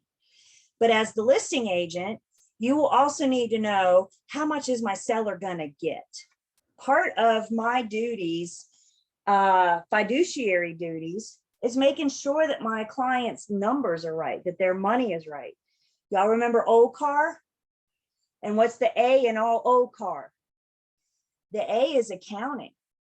And not only is it making sure that their numbers are right throughout the transaction, it does include making sure their numbers are right at the end on the settlement statement. As the buyer's agent, are we still obligated that material fact to the seller? Yes, that is a material fact. Material facts are facts about the property itself, facts surrounding the property, facts about the principal's ability to complete the transaction, and anything of specific importance.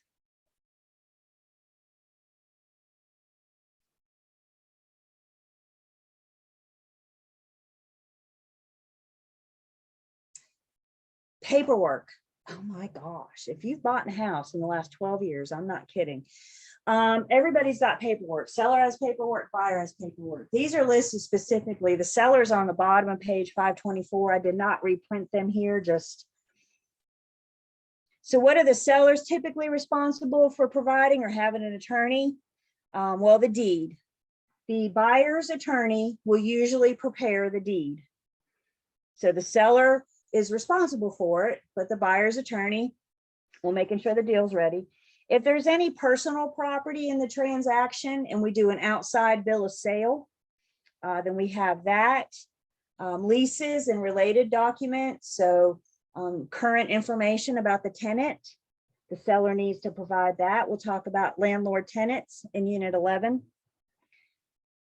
Statement from the seller's lender. Remember, before they can convey the deed, they got to pay off all of their liens. Before they can convey the deed, they have to pay off their liens. So the seller and the attorney will work together to get those final payoff numbers. My homeowners on the call will tell you, when you look at your mortgage balance, there's usually little asterisks next to it. And when you follow the asterisks, it'll tell you this is not a loan payoff amount. So what they need to do is calculate how much you owe to the day of closing. What's your portion of this month's taxes? What kind of credit do you have in your escrow from taxes and insurance?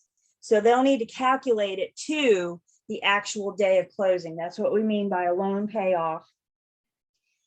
And then the sellers will sign an affidavit saying that they haven't had any work done in the home in the last at least 120 days. They're swearing, they're saying there is no mechanic that can come in and file a lien on the property. Everything is paid in full. Could you just imagine how upset would you be if you were buying a house and you ask for repairs and the seller says, sure, I'll do repairs. They do the repairs, but they never pay the mechanic. The mechanic's lien is a specific lien. Specific liens attached to what? They attach to the property. So your buyer records their brand new deed and then a mechanic files a lien for the work that the seller has agreed to do. Are you upset? Yeah. As buyer's agent, another way that we can protect our buyers is to request with the repairs that the sellers provide the paid in full invoices. Not only do I want the work done, but I want to see that it's been done as well. If the seller signs the affidavit, knowing they have outstanding liens, if the seller lies, or outstanding mechanics bills, I should say, the seller lies and this comes up after settlement, that's why your buyer has title insurance. Remember, title insurance is protecting the current owner. Today they're the buyer, tomorrow they're the owner. And title insurance is protecting the current owner from errors of the past. And that includes any mechanics liens that might come up after settlement. Buyer's documents are at the top of page 525. Their financing document, their loan packet. If your buyer's getting a loan, remember that stack of paperwork they got? Most of that is the loan packet. If there's not a lender involved, now they only have like this much paperwork to do.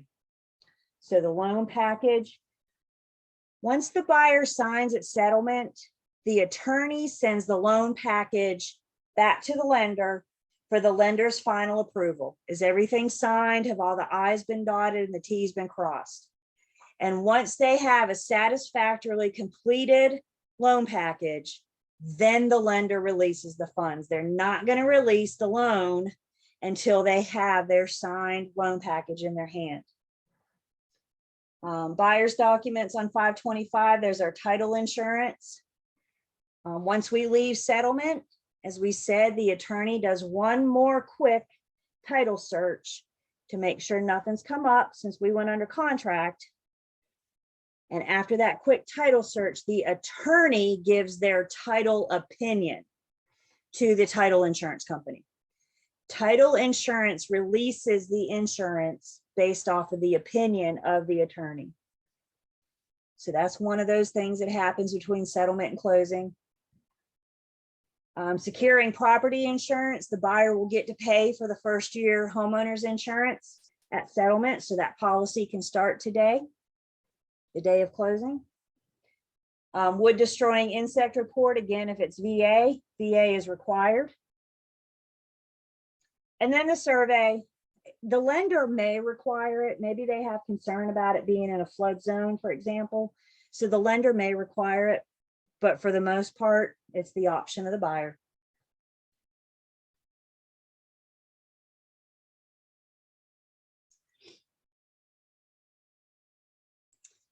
The title procedures, we talked about title back in unit 5. Is that something right? 5.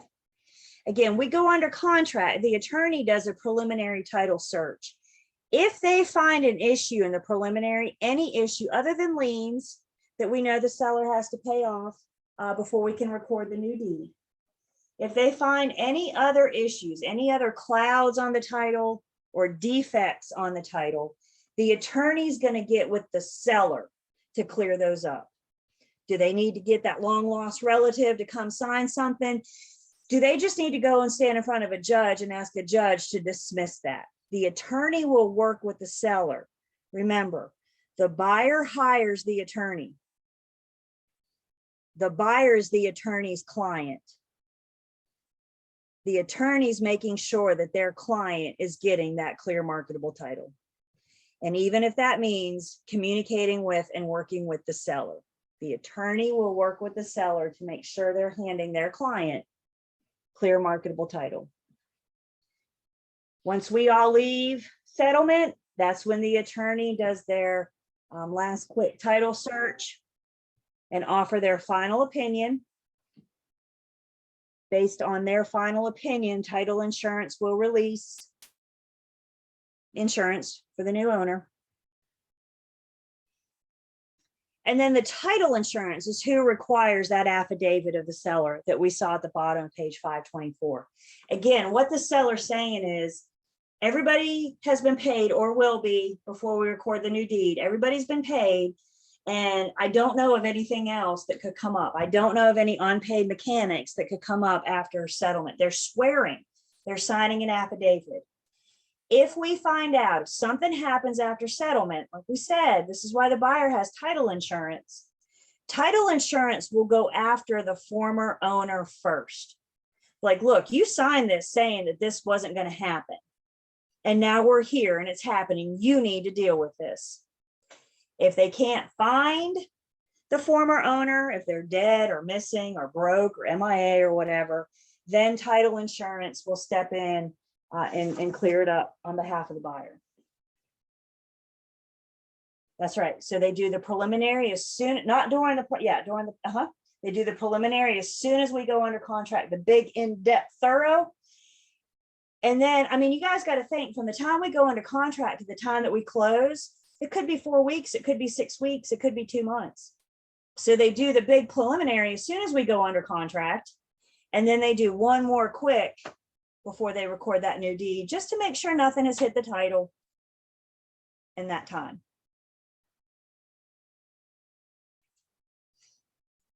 Questions?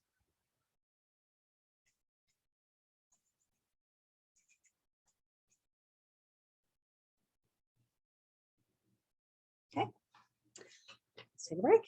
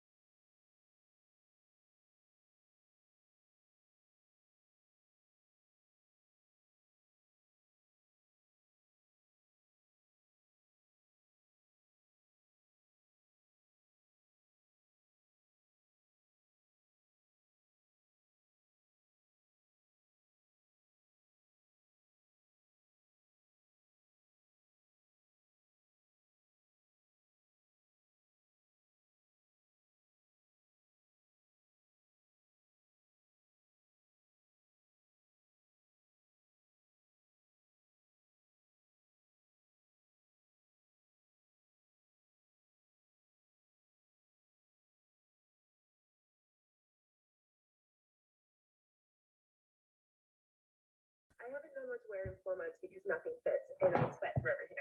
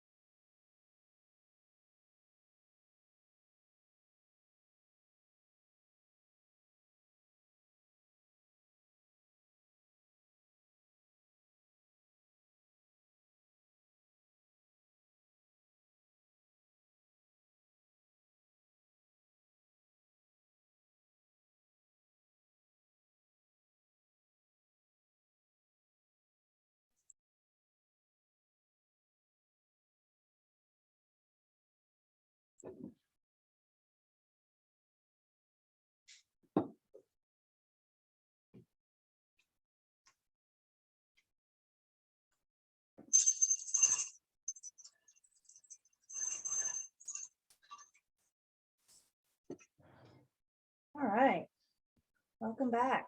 We're excited to get to closing. I'm available anytime after class, maybe right after class or phone, email, text. I am here. Except for right now, then I'm like here, you know? All right, so cameras are on. So let's take attendance. I prefer midterm questions to come to me directly because remember, we're treating this like a real test and I don't want you guys getting in the practice of talking about these tests with your peers. Did everybody hear what I say?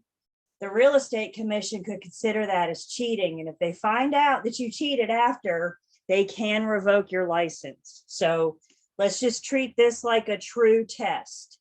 If you have specifics about the midterm, please reach out to me outside of class. Let's not discuss it with your peers. Everybody good with why I'm doing that? I want you guys to be in that habit. I don't want to hear of anybody losing your license because you discussed the exam with your peer.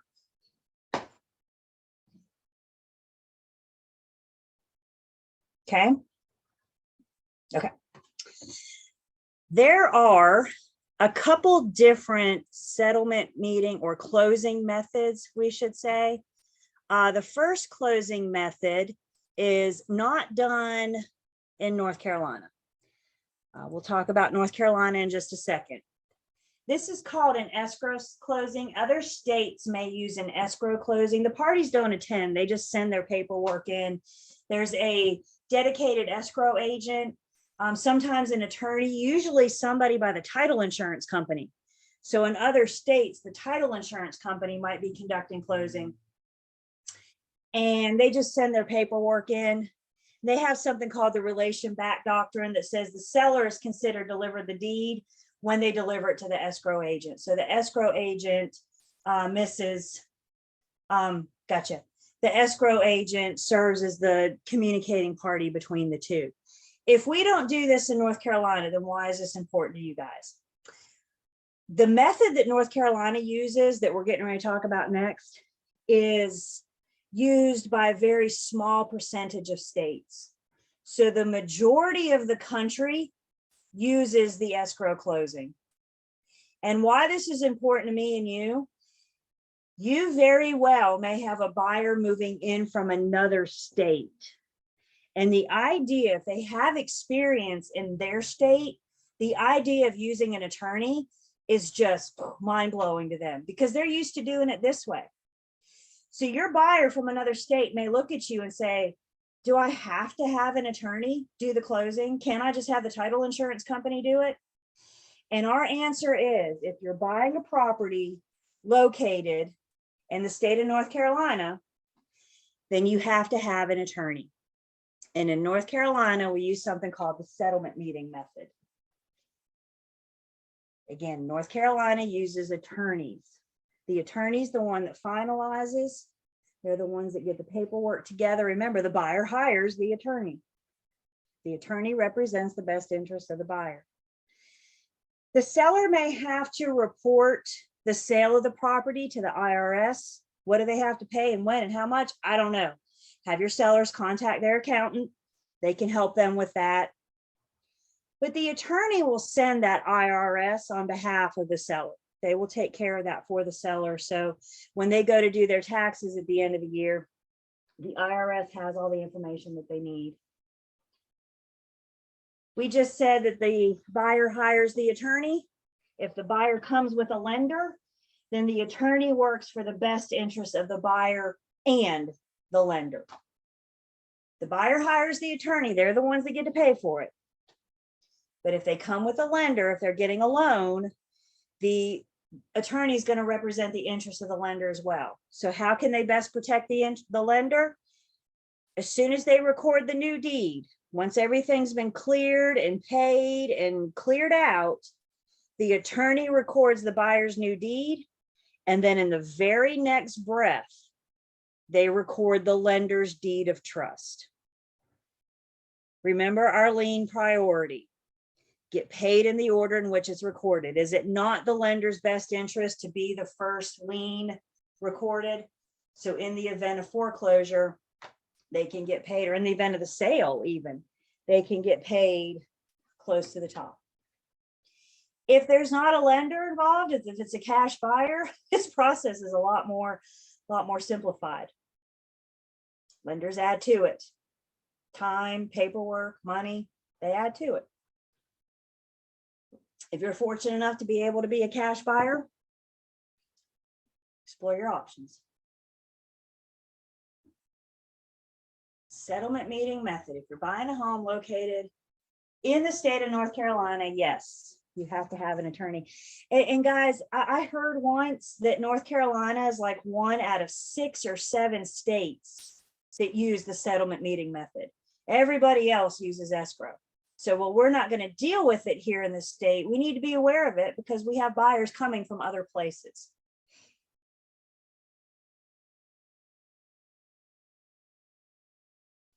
All right, so let's talk a little bit more about TRID. We introduced you to TRID last week. TRID is a result of the housing market crash. And the hopes of TRID is to put some regulations on the lenders to help better educate the consumer. We're going to get into RESPA in just a second, but you remember TRID is the combination of TILA and RESPA. TRID stands for TILA RESPA Integrated Disclosure. TILA is the Truth in Lending Act. That's what we looked at in Unit 15. On the very next slide, we're going to define RESPA for you. One of the big things that TRID did was consolidate forms. TILA had their forms, RESPA had their forms. Consumers said, goodness, these look so similar. What's the difference? Why do I have to sign the same thing twice? And TRID said, okay, this is confusing. Let's consolidate it. Let's combine the forms. So now there are no TILA and RESPA forms. There's just TRID forms. Look with me, if you will, on your book at page 528. And this is just an FYI. This gives us a nice visual. RESPA used to have the GFE, which is the good faith estimate. TILA had the early truth in lending, 2 almost duplicate forms. TRID combined them, and today we have something known as the loan estimate. We will talk a little bit more about that in just a minute. RESPA used to have the HUD-1 settlement statement. TILA had the final truth in lending. Again, they said these are the same thing. Let's combine them. So now today we have the closing disclosure, again, which we will discuss just a little bit. So last week we met TILA, and the big thing with TILA, remember, is those trigger terms. TILA is also referred to as Regulation Z. I would know that TILA is also referred to as Regulation Z. Today, we're going to meet RESPA. RESPA is referred to as Regulation X. I would know that RESPA is also referred to as Regulation X. RESPA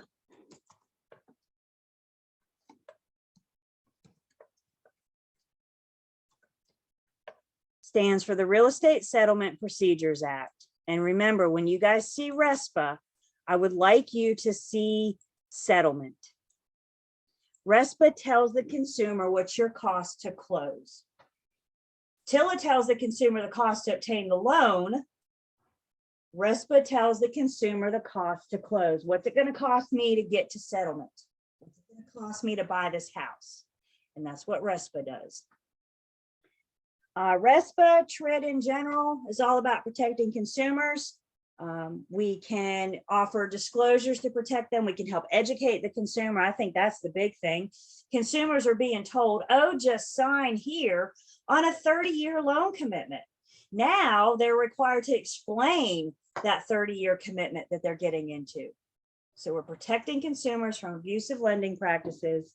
Something we got post-housing market crash was the Consumer Financial Protection Bureau. Their whole job is to protect the consumer when they're trying to apply for a mortgage loan, financial protection. TRID and RESPA kick in on all first lien federally related residential loans for 1 to 4 dwellings. If you're buying an apartment building that's 5 or more units, TRID's not going to be around. If you're a cash buyer, TRID's not going to be around because a lender's not around. Everybody good with that? TRID is a lender law. No lender, the rule is there are no rules. The attorneys and the parties can pretty much do whatever they want to if they don't have a lender involved. And RESPA is the one that requires accurate accounting of funds, of settlement funds, to specify. Accurate accounting of settlement funds. Again, how much is it going to cost me to close on this property?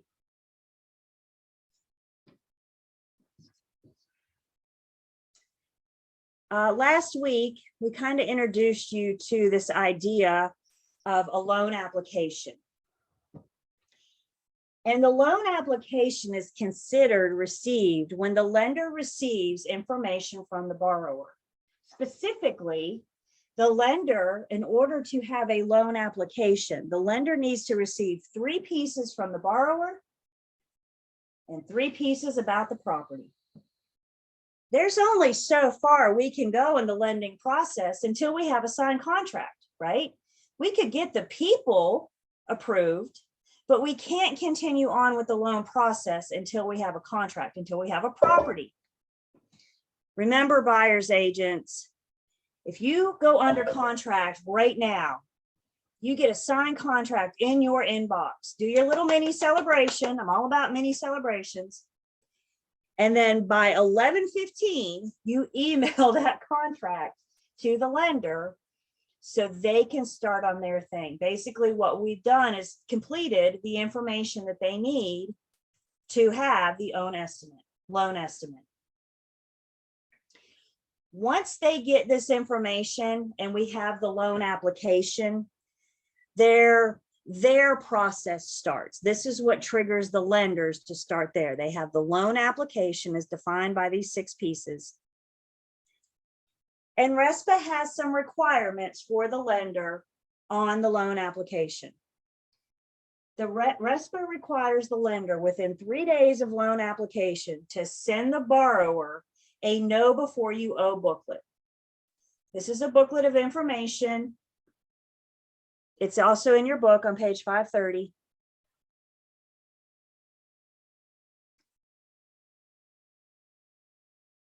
Okay.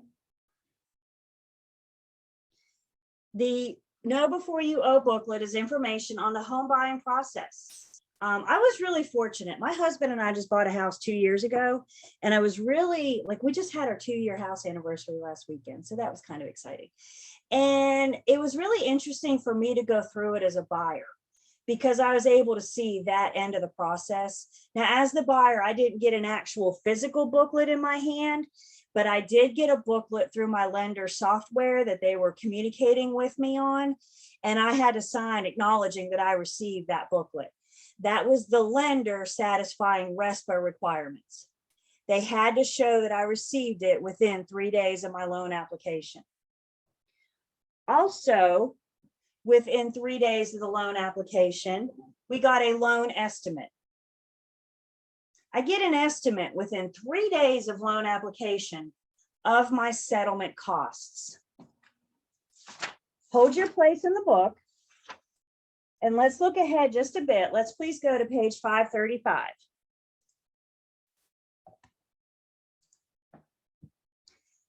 $535 is a sample loan estimate. You can see you got the borrower's information at top, the loan information. It's a 30-year conventional loan. Under that, you got the loan amount, estimated interest rate. There's your estimated principal and interest. Yeah. You've been under contract for 3 days. The lender has received your information 3 days ago, and you know your estimated principal and interest payment is going to be $761.78. That's your monthly debt service. That amount does not change. You know this. Once it's locked in, keep it in mind right now, we're just looking at an estimate. Is there going to be a prepayment penalty? Yes or no? Is there going to be a balloon payment at the end? Yes or no? Under that, you have your projected payments. So my P&I is estimated to be $761.78. I'm going to add mortgage insurance and escrow stuff, taxes and insurance. So I can see my estimated monthly payment my first year. And then come down a little bit more, estimated closing costs, estimated cash to close. Within 3 days of loan application, this borrower knows they need $16,054 to bring to closing to buy this home. This hasn't always been this way. Prior to the housing market crash, this didn't exist. Sometimes buyers weren't showing up, were waiting to show up at settlement and signing paper before they knew what their mortgage payment was going to be. Could you imagine buying a house and then learning, okay, you're going to send me X amount? This is where TRID come in and said, that's not fair to the consumers. We've got to protect them. We need them to have time to look at and consider this number. If you're interested, over on page 536, it gives us a breakdown of how we got to that estimated cash to close. So it doesn't just throw you a number of $16,054. It actually shows you on page 536 the various fees and charges that equal up to $16,054. Estimated taxes is this year's property taxes. Estimated insurance is pretty much just a guess. We don't know how much insurance is going to cost yet until we talk to an insurance agent, right? So that's why this is just an estimate. Back to page 534. Everybody hear me that this is an estimate? Can things change? We're just kind of throwing some numbers out there. We're just trying to give you an idea. Can things change from the estimate to closing day? Of course, but there's regulations on how much can change.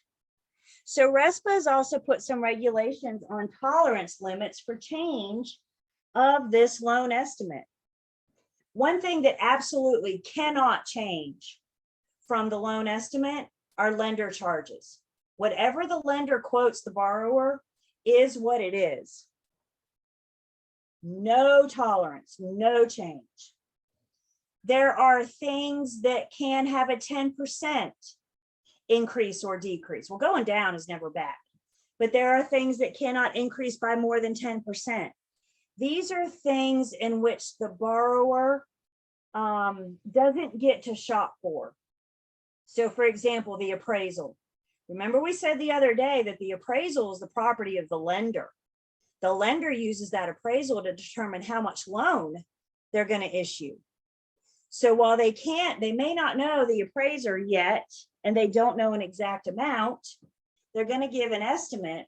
And because the borrower cannot shop for the appraiser, there's no more than a 10% tolerance. It can't go up by more than 10%. And then there's unlimited tolerance. These are fees out of the lender's control. These are services that the borrower can shop for. Home inspection, pest inspection, survey. All the lender can do within 3 days of loan application is kind of guesstimate. Again, any of these estimated fees and charges that go down is not the problem. The problem is we got to put a ceiling on it so that it doesn't go up any more than what RESPA allows.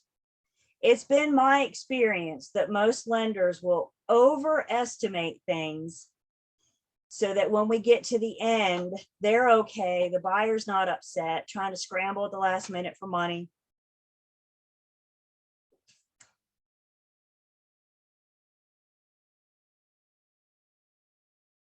So our loan estimate, 3 days within loan application.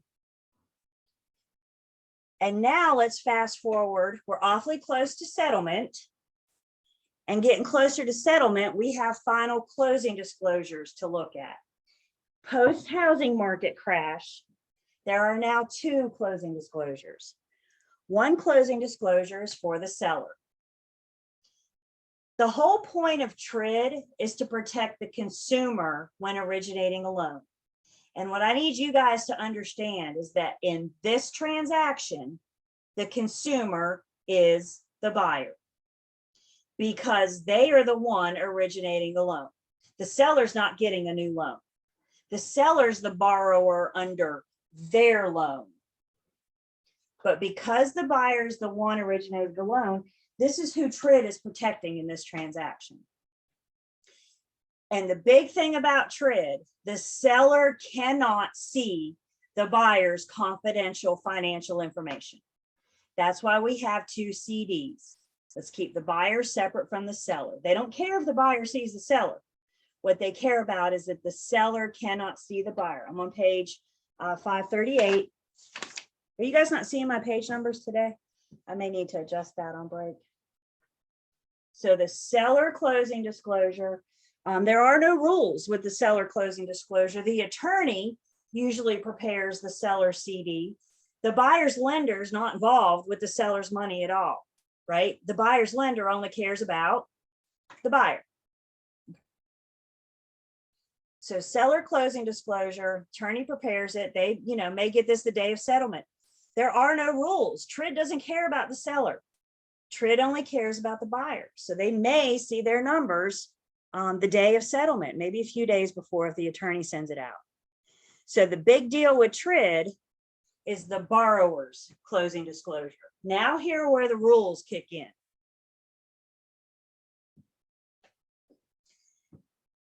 TRID says that the borrower must see their closing disclosure no sooner than 3 days prior to closing, prior to settlement. Personal delivery must be 3 business days prior to settlement. So let's first talk about how we count days. Whenever you count days, you always start the day after it's received. So today is Tuesday. Is that right? Today's Tuesday. I'm all off. Today's Tuesday. If you receive your closing disclosure today, tomorrow is day 1, Thursday is day 2, Friday is day 3. You always start counting the day after receipt. If you receive your closing disclosure today, there is no way you can close before Friday. TRID says all lenders must allow for 3 business days prior to settlement. Sundays and national holidays do not count. Remember we said delays in settlement just happened? This is one of the bigger reasons why they happen. Mark my words. You will have a closing delayed because of this rule.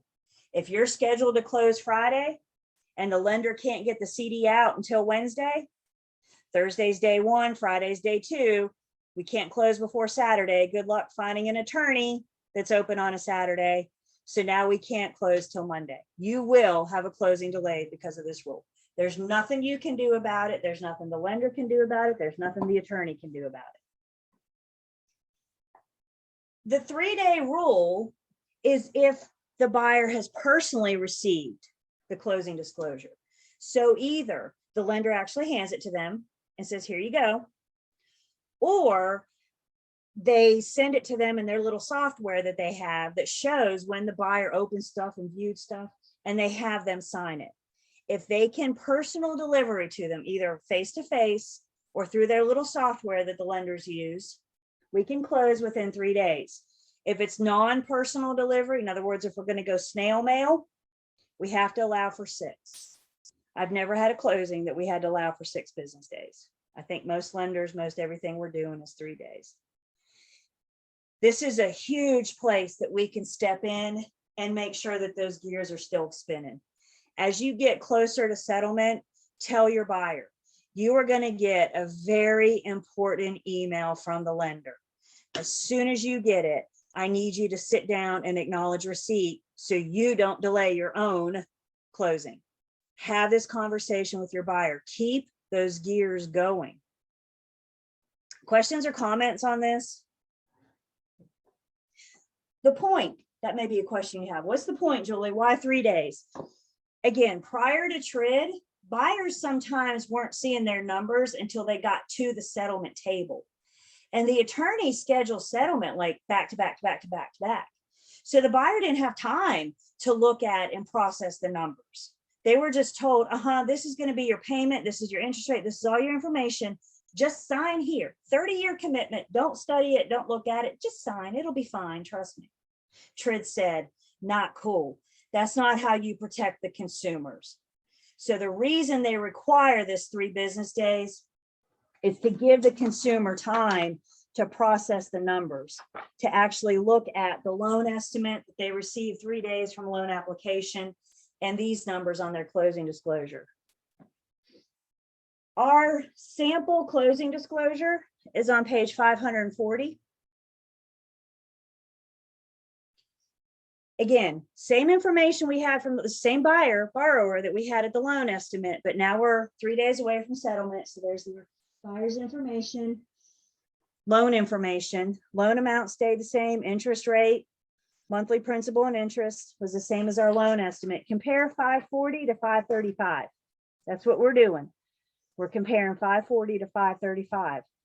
Still not a prepayment penalty, still not a balloon. Our estimated total monthly payment went up just a little bit, but that's the difference in guesstimating taxes and insurance and now knowing what taxes and insurance are. We've shopped around, we've secured insurance, now we know for sure.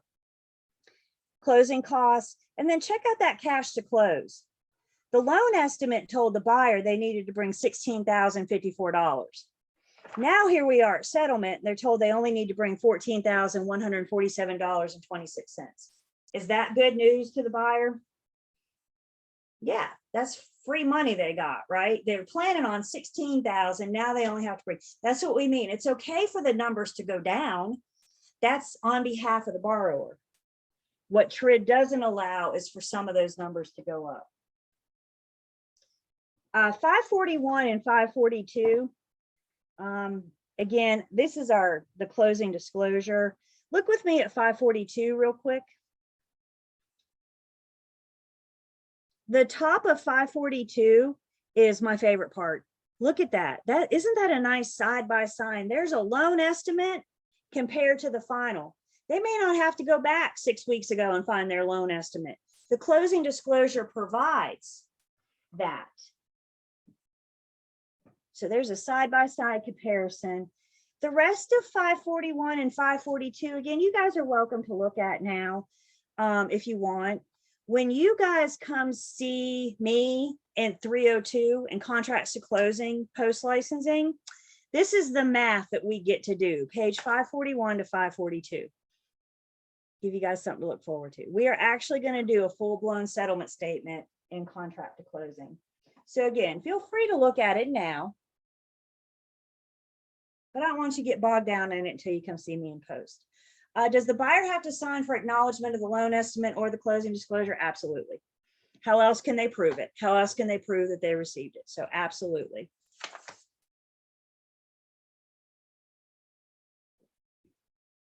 As with the loan estimate, when the closing disclosure is issued to the buyer, there may be some changes. If any of this information, an APR is increased by more than 1/8, prepayment penalty is added, or the basic loan product changes. If any of these things happen from when the closing disclosure was issued, TRID requires the lender to make the change, send a new CD, and if any of these things happen, then we have to allow for a new 3-day. understand, these are the only things that will require a new 3-day review.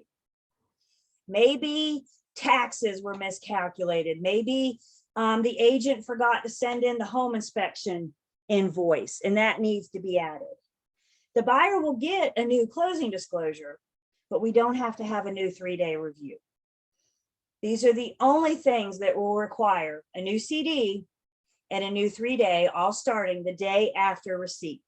Day 1 is the day after receipt.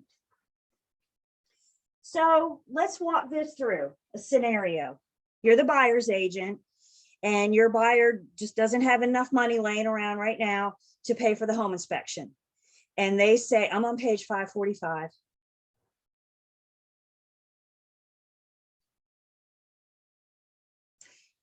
And they say, the home inspector says, well, if you put a credit card on file with me, then I'll allow you to pay for the home inspection at settlement. And your buyer says, well, that sounds good. I like that. So the home inspector is going to send you, the agent, the invoice, because they need you to send it to the attorney so they can add it to the closing disclosure. Everybody with me? They send it to you. They send it to the buyer as well, but they send it to you so that you can send it to the attorney. So you are a good agent and you're doing your duty. You're close to settlement. You're doing your duty and you review the closing disclosure. We'll talk more about that in just a second. And you say, oh my God, I forgot to send the home inspection invoice. Are you kidding me? It's okay. Go ahead and send it. You have to send it. We got to take everything into consideration on that settlement statement. They'll redo the closing disclosure, but that's not going to require a new 3-day review. Increase of the APR, prepayment penalty, and the basic loan product changes.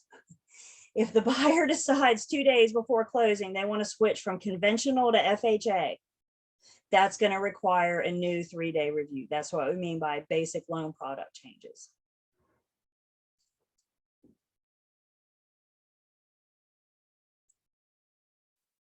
So what does all this mean for us? Let's bring this home. What's our responsibilities when it comes to this closing disclosure? Well, first off, the Real Estate Commission says that we are held responsible for the accuracy of the information they should reasonably know on the settlement statement. Y'all please make note of this. Does this say I'm responsible for all of the information on the settlement statement? Am I responsible for every single number? No, I'm only responsible for those that I should reasonably know. Why don't you guys get your private chat ready? Buyer's closing disclosure. Get your private chat ready. Tell me in a private chat, there's certain numbers that I could verify. I can verify the purchase price, the due diligence amount, the earnest money, seller pay closing costs. Where do I verify that information? How can I verify that the purchase price is right? How can I verify that the due diligence is right, that the earnest money is correct? Where do I get that information to verify it? No question marks.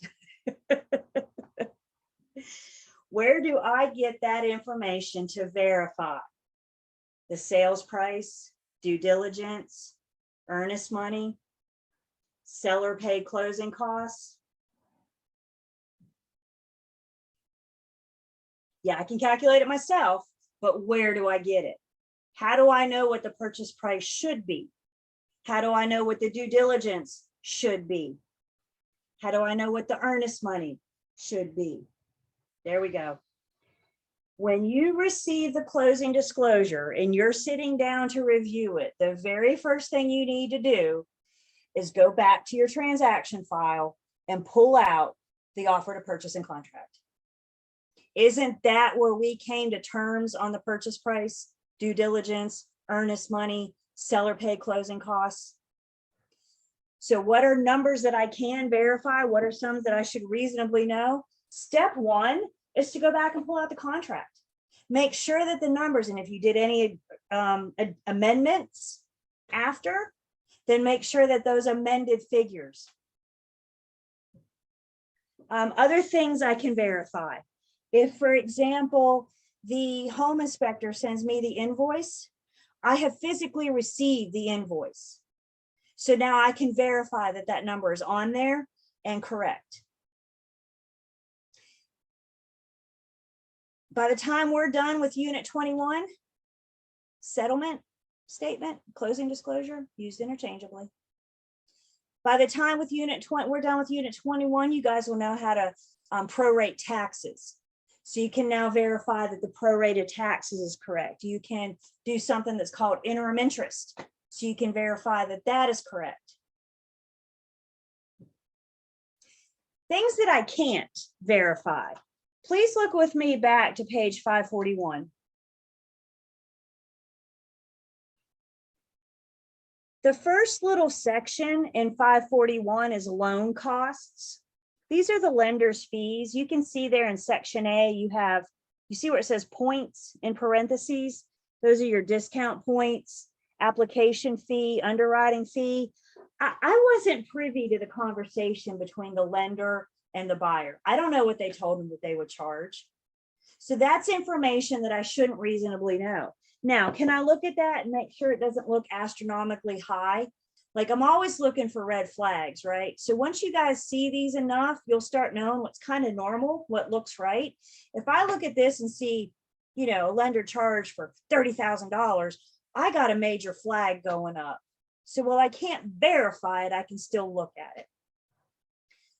When you find a mistake, humans prepare these things, humans make mistakes. And the thinking here is the more sets of eyes we can put on it, the better chance for accuracy that we have. So when you find a mistake, you need to report it to the lender and or the attorney. Failure to report it could be willful failure to disclose a material fact. The real estate commission is not happy. Commission. If I see the seller's closing disclosure, can I verify commission? Y'all want to make sure your commission's right? Yeah, if you're privy to the seller's disclosure, verify that. Y'all, I was a listing agent once and I was reviewing my seller CD and commission was missing. It was not on there at all. And I called the paralegal. The buyer's agent name was Mike. And I called the paralegal and said, yeah, Mike and I want to get paid. And she said, and I quote, whoopsie, whoopsie, whoopsie. We need to verify what we should reasonably know. Again, this may be one place they like to trick you on your test. Does this say I'm responsible for verifying all of the information? Remember our absolute words. I can only verify that information of which I should reasonably know.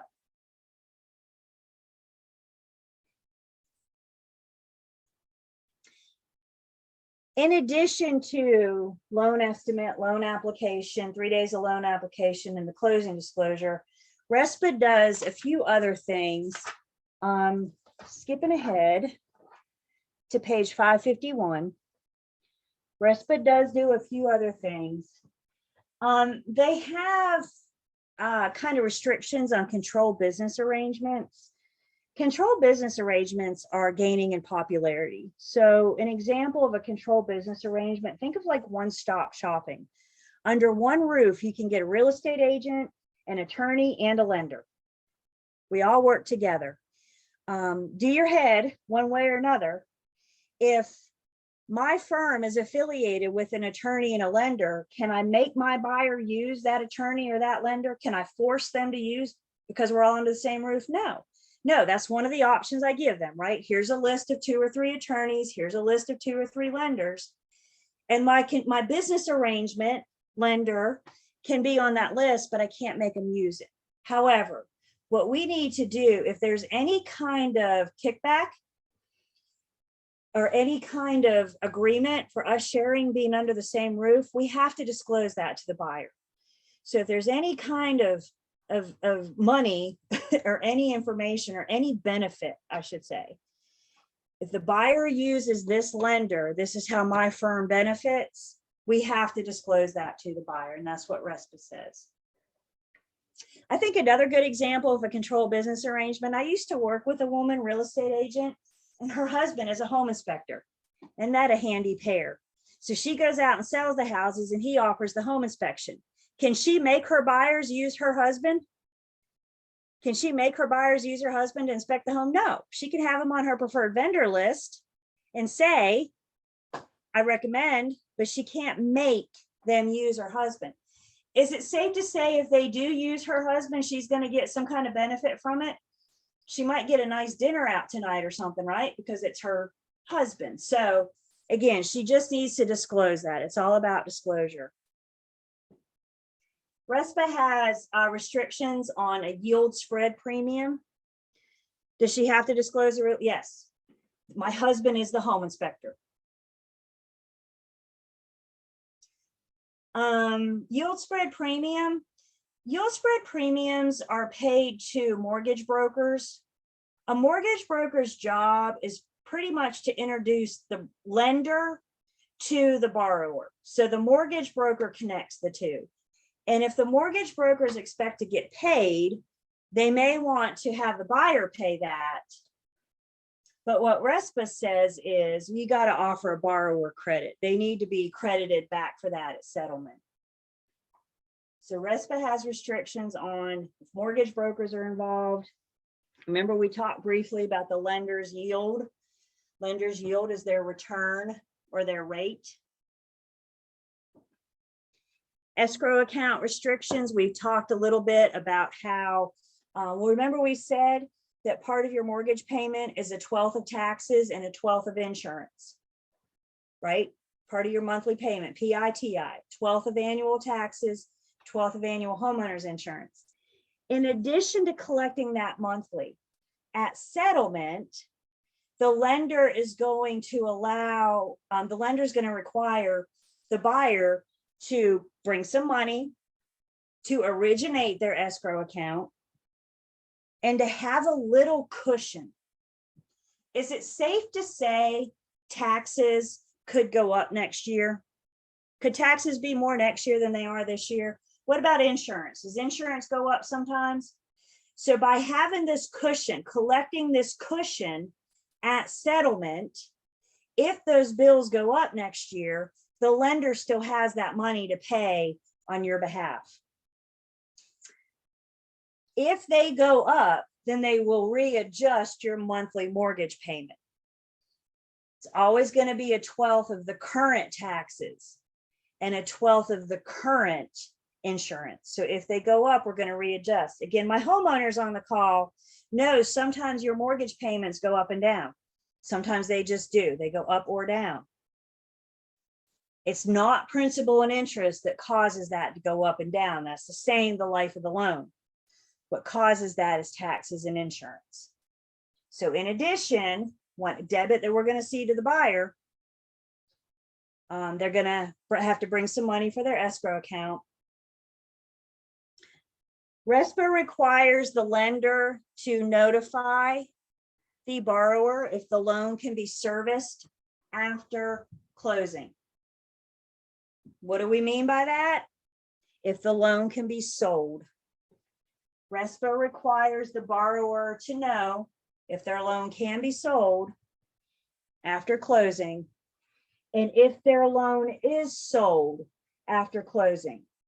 RESPA requires both the lender selling and the lender buying to notify the borrower. So if your loan is sold, you should receive 2 pieces of information, one from your old lender saying we're selling your loan, one for a new lender saying we bought your loan. My loan was just serviced a couple weeks ago, and it's been so long since I've seen so much paperwork in my mailbox. Old lender telling me they sold, new lender telling me that they bought, where to send my payments.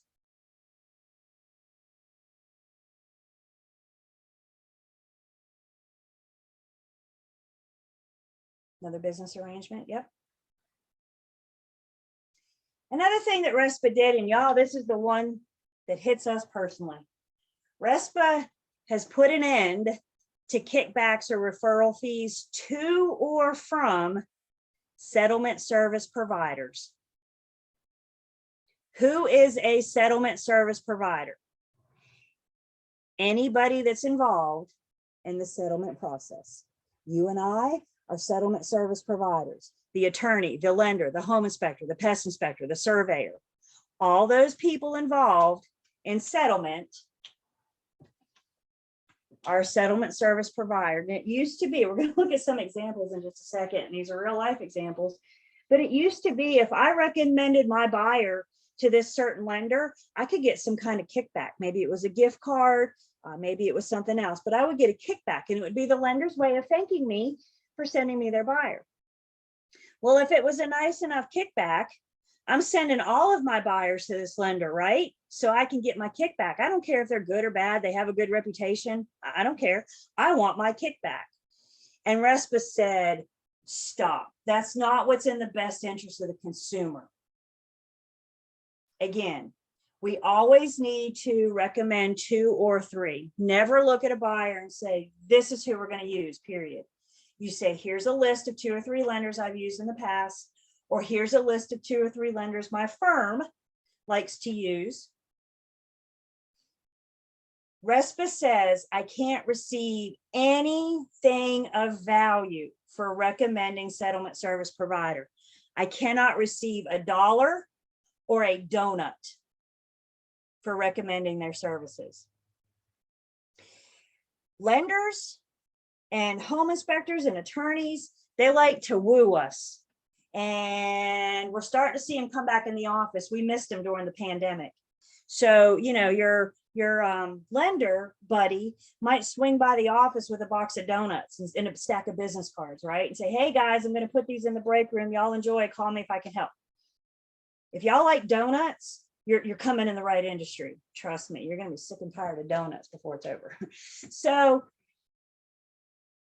if the lender, whoever said settlement service provider, what they can do is bring a box of donuts for everybody in the office. What they can't do is come in with a box of donuts and say, you, and you can have a donut because you sent me business last quarter. Everybody hear the difference? If they're going to do for one, they got to do it for all. You can't come in and say, these donuts are only for you. Don't let anybody else touch them. What they do for one, they do for all. We had, just a couple months ago, my firm had a home warranty company reach out and wanted to bring us lunch. I said, heck yeah, heck yeah. So they came in. Of course, if they bring you lunch, you got to hear their spiel, you know, so that's fine. So we're sitting there eating lunch, listening to the home warranty spiel. And then next thing you know, another home warranty agent showed up with a box of pastries. We were like, oh, it's awkward. Oh, it's very awkward. Home warranty guy number 2 dropped the pastries off pretty quickly and got out of there. Home warranty guy number 1 got to continue on with the spiel.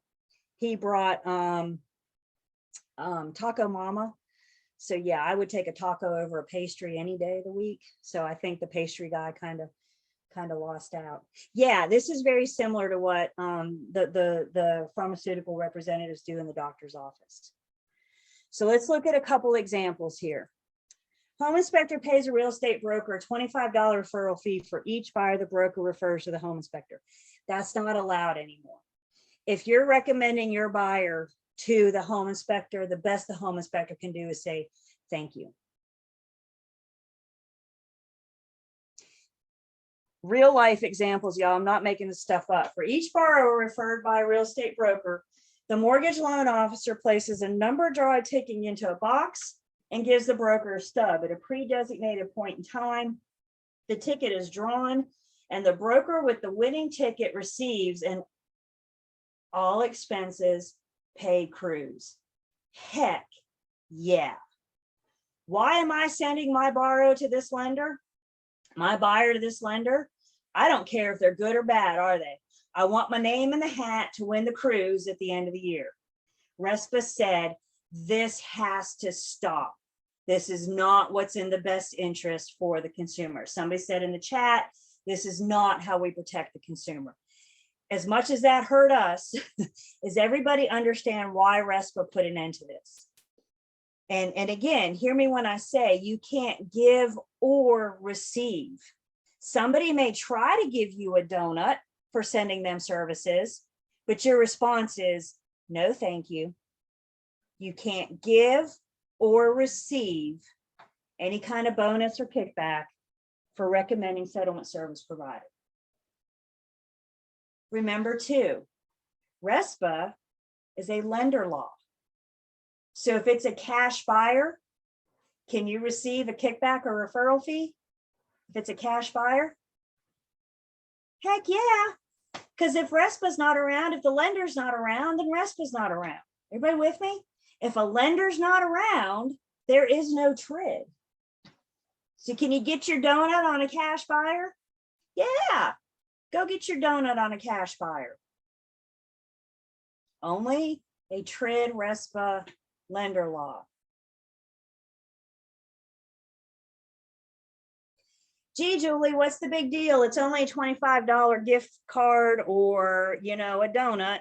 Well, if you're violating RESPA, you could be looking up to $10,000 per violation. How's that $25 gift card looking now? You could go to jail for a year.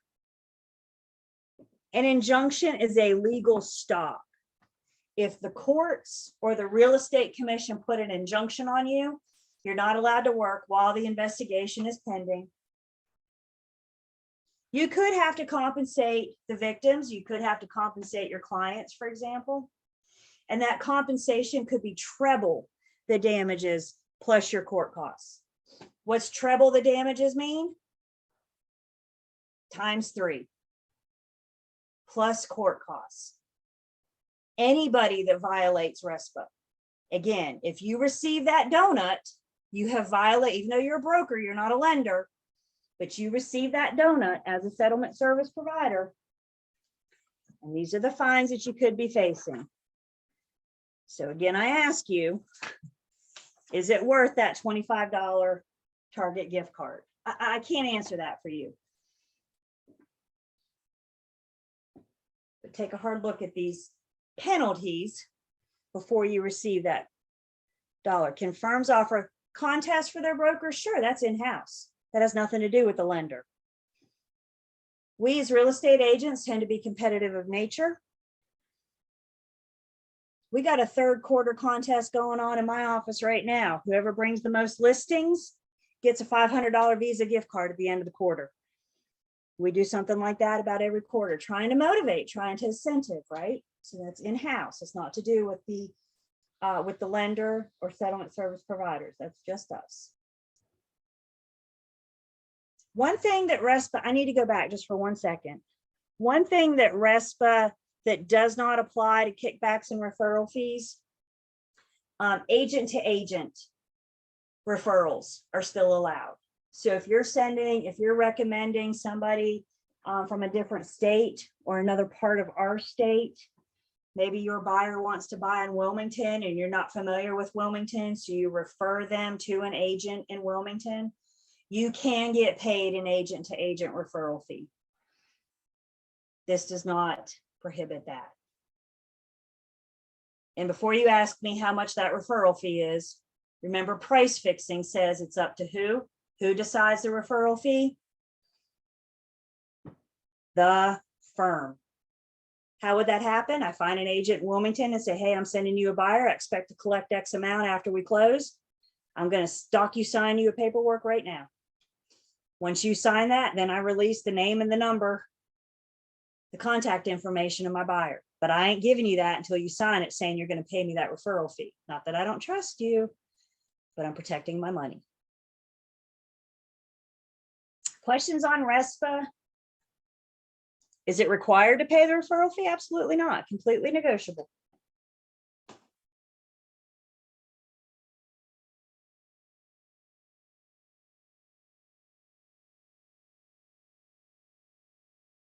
Questions?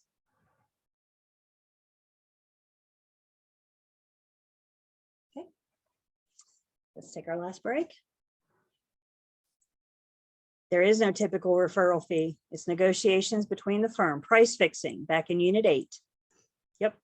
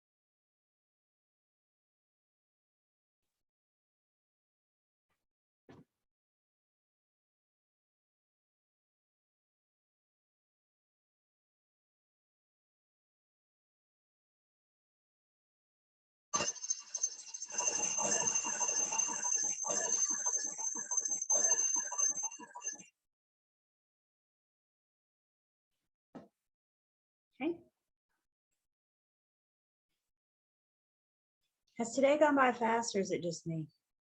It has? Okay, good, good. I know it usually goes by faster for me than it does you guys in general. And I get that, but I just feel like today is just 55 more minutes and we're done. All right, attendance. Cameras are on and I can see you. Oh, you just popped back up. Let me do that again. Gotcha.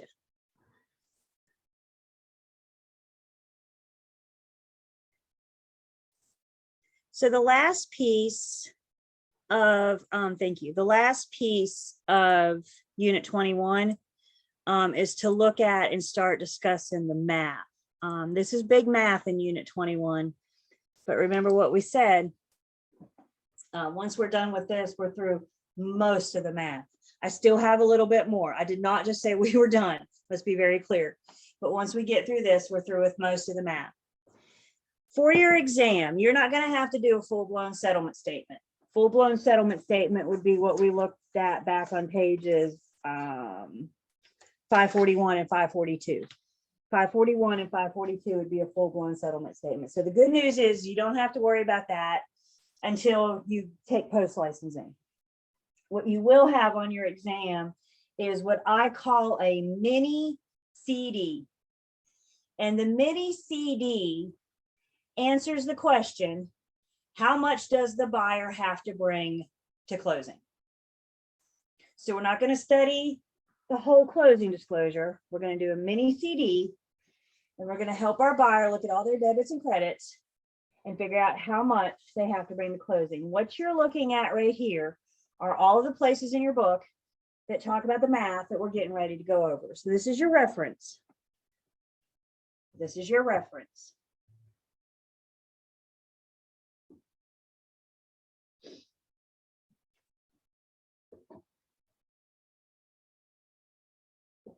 So here's the deal. This mini CD that we're getting ready to do, it's a lot of work for 1 point on your test. It's a lot of work for 1 point on your test. I always recommend you guys doing the math last on your exams. Of the math, do the mini CD last. Save it for the very end, because this is the one that's going to take you the most time. It's a whole lot of work for 1 point. And I would hate for you guys to run out of time trying to answer this when you have other unanswered questions. So always save the math for last. And of the math, save the how much does the buyer have to bring to closing last. Do I have everybody so far? The very last thing that you'll do is this mini CD. You guys just heard me say this is only 1 point. Right? You're going to do all this work for 1 point. Now, I know you guys. I didn't just meet you guys. I've been doing this for quite a while.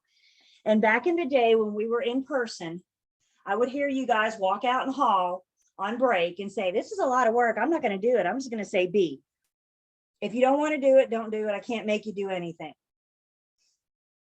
What I have to say about this math, though, to me, it's of my opinion, that the mini CD, the settlement statement, is the most important math that we do. Don't I owe it? Doesn't my fiduciary responsibility to my buyer owe it to them to make sure that their numbers are right at closing? Don't my fiduciary responsibility, old car, owe it to my seller to make sure their numbers are right? So while yes, this is a lot of math, it's a lot of work. I'm not trying to hide that fact. I'm trying to be very transparent. It is a lot of work. It is a lot of math. It is probably the most important math that we do because this is part of our fiduciary duty. Remember that A in old car? The A in old car is accounting. So again, if you choose not to do it, that's fine. I can't make you. Know that you will see it. And when you affiliate with your firms and you go to your BIC for help, and your BIC says, didn't you do this in pre-licensing? Do not look at your BIC and say, nah, we didn't do it. Everybody with me? Don't you tell your BIC that. I know your BICs probably if you're in this area. No, I'm just kidding. But choose to do it or not. I can't make you do anything, but hear me when I stress the importance of this and making sure that our buyers and sellers' bottom lines are right. Everybody good so far? Okay. So let's introduce you guys to this. First off, we're dealing with debits and credits. A debit is money to be paid. Credits are money coming in. A debit is money going out. A credit is money coming in. Sellers have their debits and credits. Buyers have their debits and credits. We'll talk about each. I got a nice breakdown. But if we just start with the basics to build our way up, debit is money going out, credit's money coming in. If you leave class today and you go to the grocery store and you swipe your credit card, how does that look on your statement? That looks like a debit, right? It's money coming out of your account. When you check your mail this afternoon, if you have a $500 bonus from work in your mailbox, a check in your mailbox, and you deposit that into your account, how does that look on your statement? That's money coming in. So that's pretty much either you owe money or you're going to get money, debits versus credits. A big key in understanding this math, doing this math, is talking about prorations. We introduced you guys to the idea of a proration back in Unit 3. Remember when we did real property taxes? If you're buying my house today, you're buying my home today, is it fair for either one of us to pay the full year's taxes? Is it fair for me to pay it? No, I don't own it the rest of the year. Is it fair? Guys, remember my PowerPoints are in Learn Test Pass too. Is it fair for you to pay it? You didn't buy the house until August 16th. Is it fair for you to pay the full year's taxes? No. So how do we make it fair? We prorate. Proration is just taking an amount and dividing it proportionately between the parties. We're taking this year's taxes and we're going to divide it proportionally between the parties. Who are the parties? Buyer and seller. Think of settlement. The idea of settlement is to settle everything between the buyer and the seller. We're going to finalize everything today. And that includes taxes, for example. The one you will see on your test is prorating this year's taxes, real property taxes. That's what we're going to prorate the most every time, because every property has taxes, yes? If the seller never paid 2021 taxes, that's completely on the responsibility of the seller. The buyer has nothing to do with that. We're only talking about this year's taxes, current taxes. In addition to taxes, other things that we might prorate could be HOA dues. The problem will have to tell you if there are HOA dues. HOA dues can be monthly, they can be annual, they could be quarterly. Again, the problem has to tell you. And then rent. If there's a tenant and a lease in place, the buyer buys honoring that existing agreement. So if we go to closing today, let me draw you a quick picture. Today is the 16th, so we're about halfway in between month. So if we go, you know, most rent is due at the first of the month, right? Most rent is due at the first of the month. So on August 1st, the tenant was the seller's, and the tenant paid the seller rent for the month of August. Yes? And then at some point in the month, we change hands. And then on September 1st, the tenant is now the buyer being the new owner. So they're going to pay the buyer starting September 1st. Everybody with me? The buyer just picks up where the seller left off. However, if the buyer paid rent on August 1st, is it fair for the seller to keep the whole month's rent?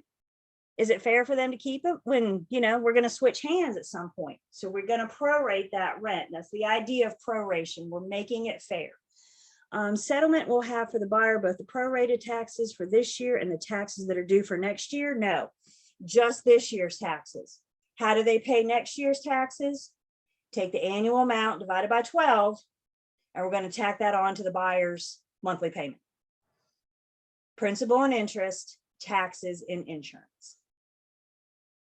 So all we need to hash out at settlement today on the day of closing is this year's taxes. That's what we're going to prorate.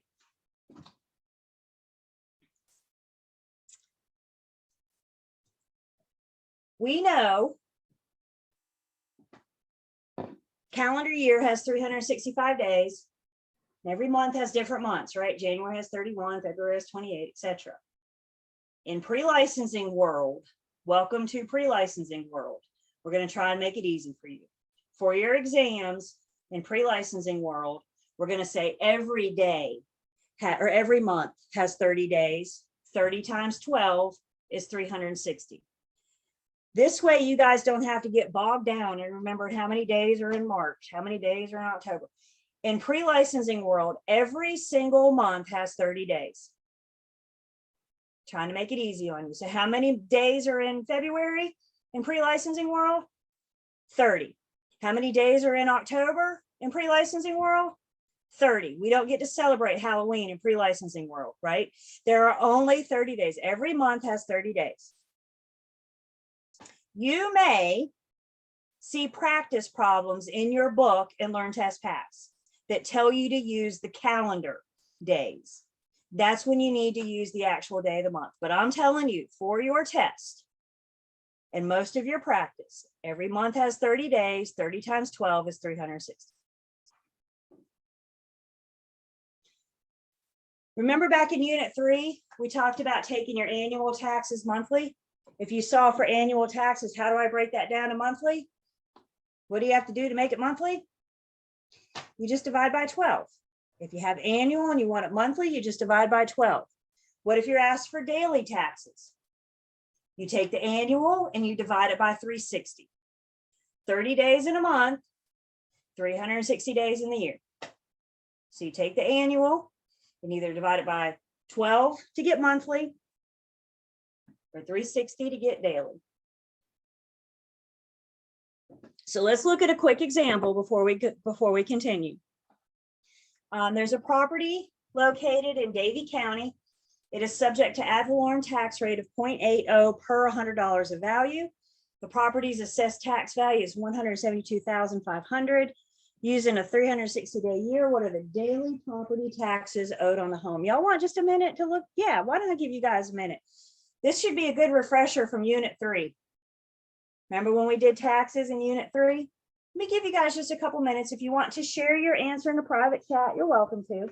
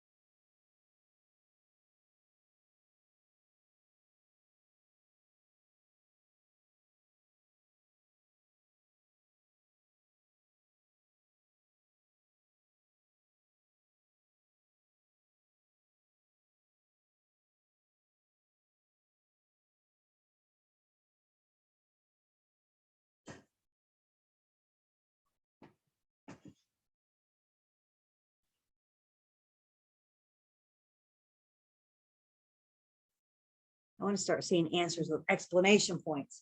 Even if you're wrong, be proud. It's your answer. Treat it like it's the best answer ever.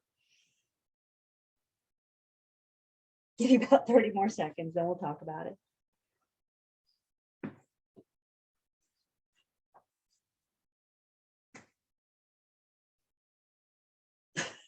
Thank you.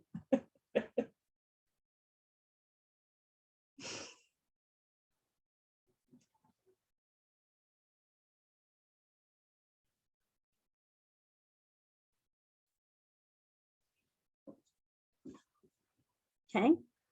So you guys remember back in Unit 3, we gave you the formula, the T-bar, if you will, to find annual taxes. We said our annual taxes are part of the assessed value.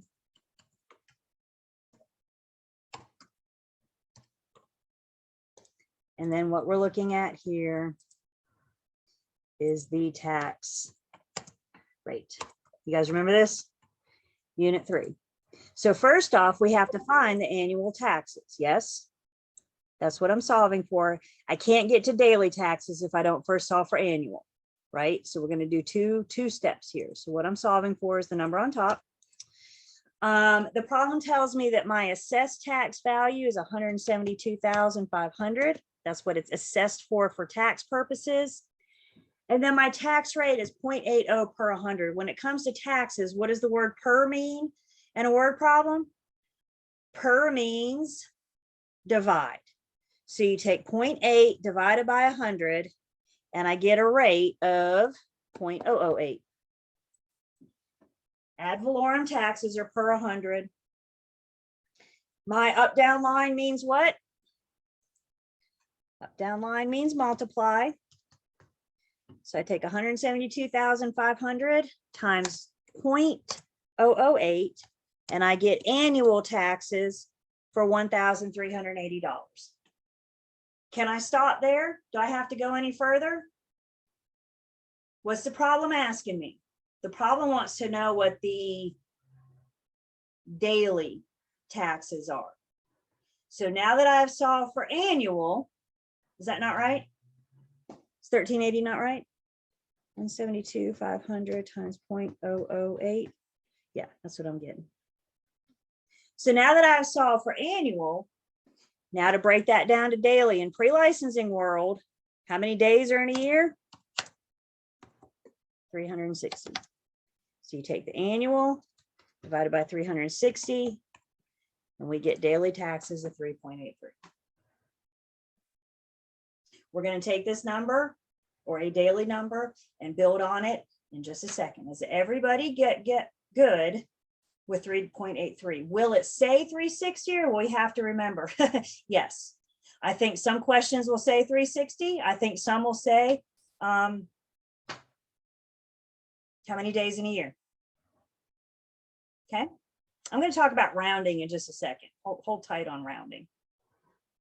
If I don't get to it today, we'll talk about it tomorrow. Have y'all learned that about me just yet? When I say in just a second, I could mean 2 minutes from now, I could mean 2 weeks from now, but at some point we will get to it. So we will talk about rounding. There you go. That's good. That's good. What does that mean when you're doing math problems? Slow down. Yep. Remember the first time you go through a math problem, you're just reading. No pencil in hand, no calculator. You're just reading the problem. Okay, so this is the idea of prorating. We'll build on that. Slow down. Items on the settlement statement are either accrued or prepaid. When we're prorating between the buyer and the seller, if it's accrued, it's unpaid at settlement. If it's prepaid, that means the seller's already paid it. So accrued is unpaid. The bill, if you will, has accrued. It has acquired.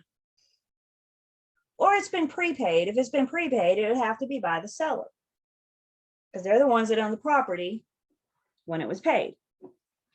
So by the time, the day of settlement, it's either unpaid or already paid by the seller.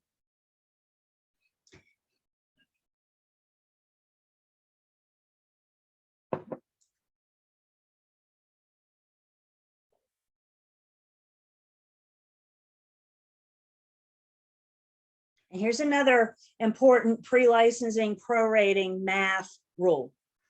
Everybody ready? Well, it's not just pre-licensing, it's real world too. Whenever you are prorating, anytime you prorate between the buyer and the seller, in North Carolina, we consider the seller responsible for the day of closing. So if you are buying my house today, you're going to buy my house today. I pay today's taxes. in North Carolina, when we prorate between the buyer and the seller is responsible for the day of settlement. I always remember it this way. When we woke up this morning, I still own the property. When our alarms went off this morning, I still own the property. And if everything goes according to plan today, and that new deed gets recorded, when we wake up tomorrow, who owns the property? Now you do, right? So the seller gets to pay today, the day of settlement. Please make sure, this is a problem topic all day long. Please make sure you note that it says when I'm prorating between the buyer and the seller. There are other expenses. The seller will have their charges that has nothing to do with the buyer. The buyer will have their charges that has nothing to do with the seller. They're going to pay their respective day of closing. So this rule only applies when you're prorating between the buyer and the seller. And what did we just say we prorated? This year's taxes, HOA dues, and rent.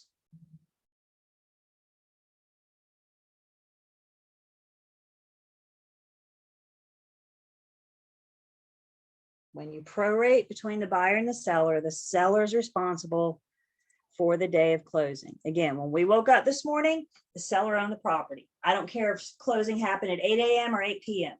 When we woke up this morning, the seller owned the property. Questions on this? Everybody have that written down? Prorating between buyer and seller.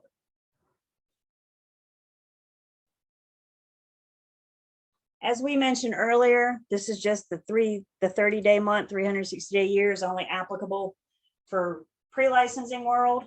Once you guys get in the real world, you got to know how many days are in a month. You got to know, is it a leap year? When you come to post-licensing, we get to use the actual days of the month. The reason I have this in pre-licensing, again, you guys, you may have some practice problems in your book. You may have some practice problems in Learn Test Pass that tell you to use a calendar year. If it tells you to use a calendar year, then you got to use the actual days of the month if you want to get it right. Y'all know the knuckle trick? You should look up the knuckle trick. January, February, March, April. And there's like a little rhyme too. So that might be one way to help you guys. Just go to Google after class. Say how many days are in a year and let Google help you. But for your exam, 30 days, 300. Whoa, Julie, I got carried away there. So 30 days, yep, pre-licensing world, just in pre-licensing. Once you get out, you got to know the days of the month. So as I said, for your exam, we use the 30-day month, 360-day year.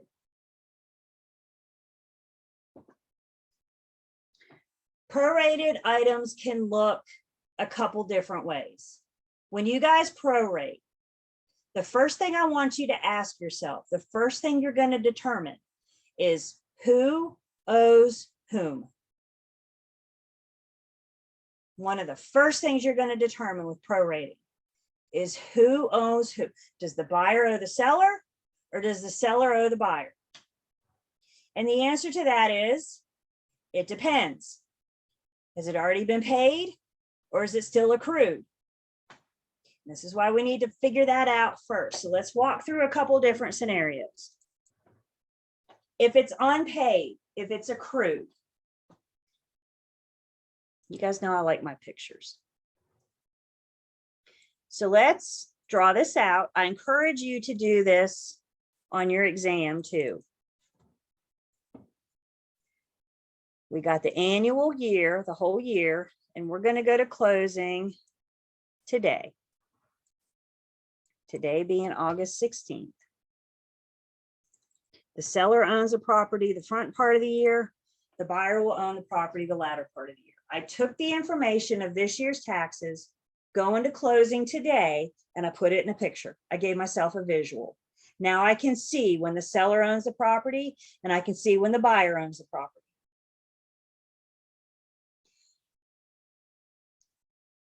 Why don't you guys remind me in a private chat? Back in Unit 3, when did we say the tax bill comes out every year? Whew, Julie, you're mean today. Back in Unit 3, when did we say the tax bill comes out?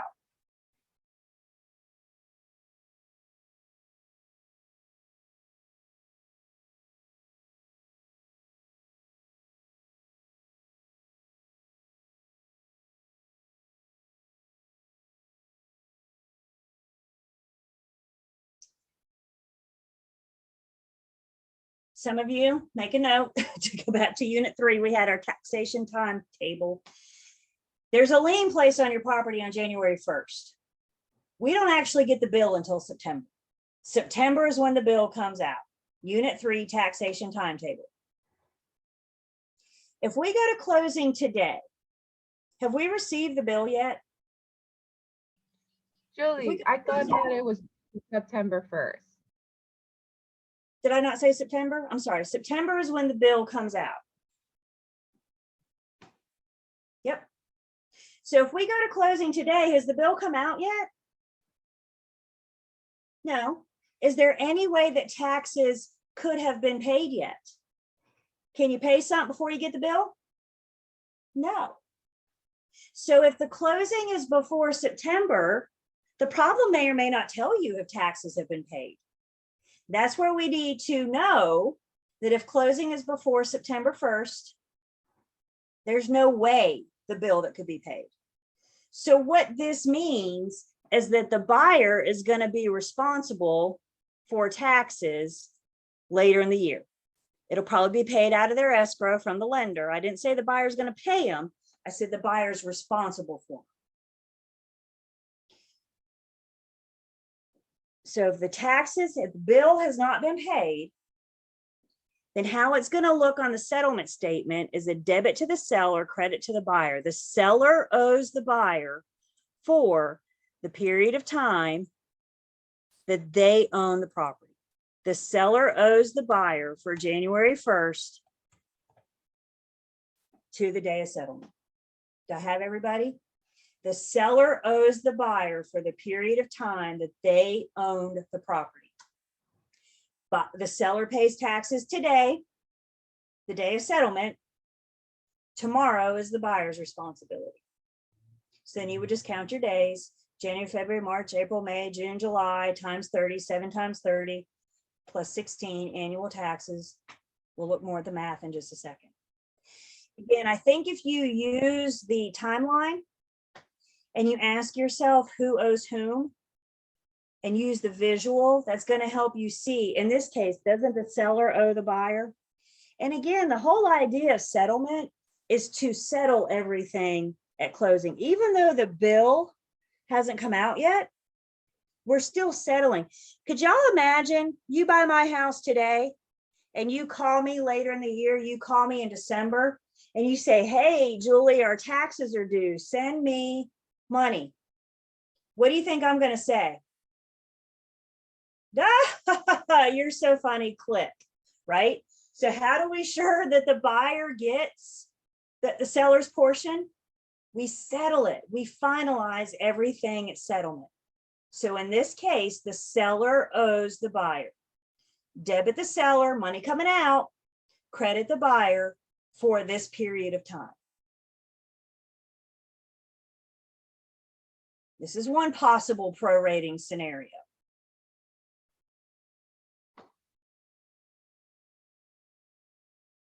Another, I'm going to erase. Everybody good? I'll draw a new picture. Don't worry. Another possible prorating scenario, again, taxes have not been paid. They're accrued. They're unpaid. What if we now go to closing after the bill? Bill comes out in September. But now, here's our year timeline. January 1st to December 30th. But now let's forward, and now let's pretend that we're going to go to settlement on November 25th. Goodness, that's right around Thanksgiving. Let's go after Thanksgiving. Let's go on November 27th. There we go. Seller still owns the front part of the year, buyer still owns the latter part of the year. Taxes are still unpaid. Now what the attorney is going to do is refer to as a double debit. They're going to debit the seller their portion, debit the buyer their portion. Parties aren't going to pay each other. Instead, the attorney is going to debit the seller from January 1st to November 27th.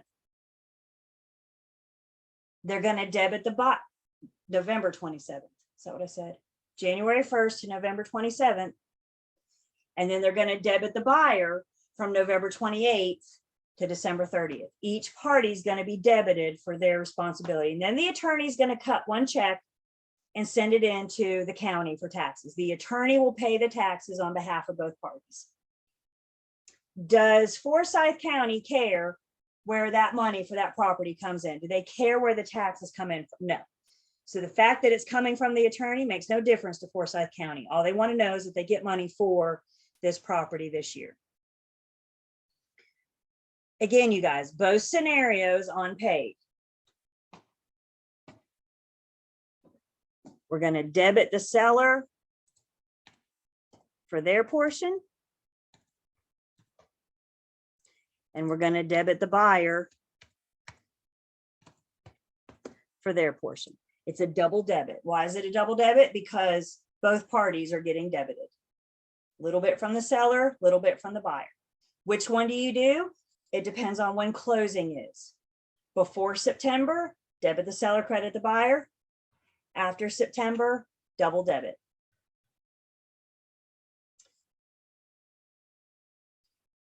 If I could offer you a trick, when you're counting, yes, yes, yes, I hear you. Thank you.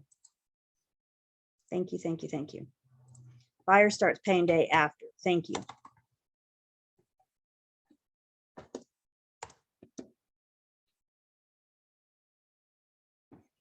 Isn't the yearly tax already included in your monthly payment?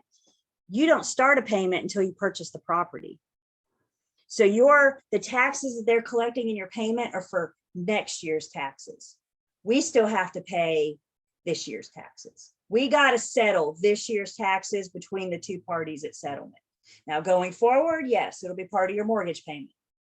But remember, today, think of today, it's just a snapshot. The settlement statement is the snapshot of today. Today being the day of settlement. We got to finalize everything. Thank you for catching that. If I could offer you a trick when counting days, when you're counting forward on the timeline, it's pretty easy, right? January, February, March, April, You got October, so there's 10 months, right? 10 times 30 is 300 plus 27. So the seller has 327 days. When you're counting forward on the timeline for the buyer, I need you guys to really pay attention to this to make sure you get your days right. When you guys are counting forward, I have a highly sophisticated method to make sure that you count your days right. And my solution to you is to count on your fingers. I want you guys to actually count for the buyer, November 28th, 29th, and 30th. They owe for 3 days in November and 30 days in December. It's really easy to look at November and see 2 days. And if you only calculate 2 days, you just got the whole dang problem wrong. Not because you don't know what you're doing, but because you didn't count right. So when it comes to counting forward, you guys count on your fingers. Very serious. I don't care. No shame. Do it in my test. Do it at PSI Testing Center. You're going to count November 28th, 29th, and 30th, plus 30 days in December. Everybody have it?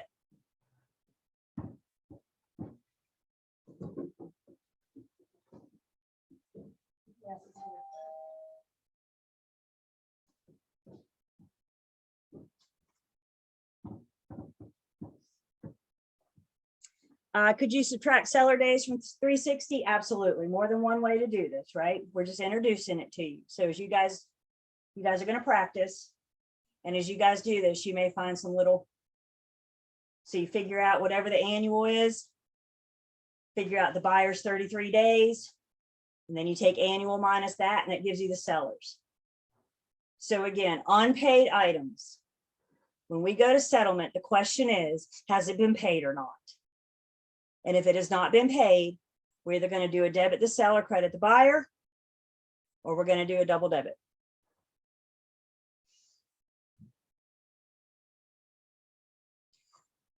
The third scenario for prorating is if the taxes have already been paid. The seller's already paid them prior to settlement.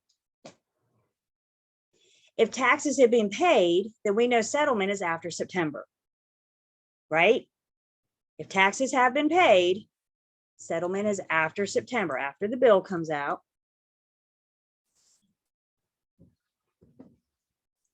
So now let's go to closing on October 25th. Seller owns a property the front part of the year, buyer owns a property the latter part of the year. Try the timeline. Guys, to me, this helps me tremendously because it helps me see who owns the property when. I always draw it out. And the first thing I always ask myself is who owes whom? Have taxes been paid or not? So prepaid, which means the seller's already paid them before we get to settlement. Now who owes whom? Doesn't the buyer owe the seller some money for the latter part of the year? So on settlement, it's going to shake out as a debit to the buyer, credit to the seller. And the period of time is the day after settlement to the end of the year. The buyer will owe the seller for 26th, 27th, 28th, 29th, and 30th. There's 5 days left in October, plus 30 days in November, plus 30 days in December.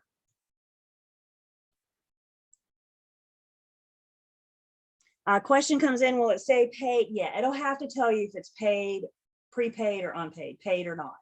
It'll have to tell you that. It has to give you the information you need, absolutely. Like we said, if it's not paid, it may not tell you. We just have to rely on whether or not the bills come out yet or not. But it will have to tell you if they're prepaid or not. So then we calculate 5 days left in October. You see how easy it is to look at that and see 4? And then you just missed the whole problem. Not because you don't know what you're doing, but because you didn't count right. So how do you take that away? Whip out your fingers, toes if you gotta, and actually count out the days. Will y'all promise me you'll do that? Everybody hold your right hand up and say, Julie, I promise. Because I've seen you guys miss these more than what we should because you're calculating 64 days and not 65. Do you think 64 will be a multiple choice answer? Yeah, because they're banking on you counting wrong. So how do you prevent that? The 26th, the 27th, the 28th, the 29th, and the 30th.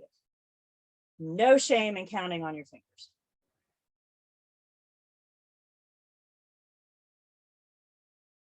HOA is done the same way. Rent is done the same way. Somebody owes somebody. Debit one party, credit the other. The exception is taxes unpaid after September. That's the double debit is the exception. Will the answer always include both debit and seller, or will the answer just be either? I mean, they can, yeah, whatever they can ask you, feel free to ask you whatever they want. So this is why we practice. We got unit 21. I got stuff for you and learn test pass, and then that math workbook. There's some more in there as well. Other than prorating, the big key to understanding these closing disclosures is know what's a debit to whom and what's a credit to whom. So before we look at the next couple slides, we're going to go off PowerPoint for a second. If you guys please will look at me and will look with me in your book on page 562. 562.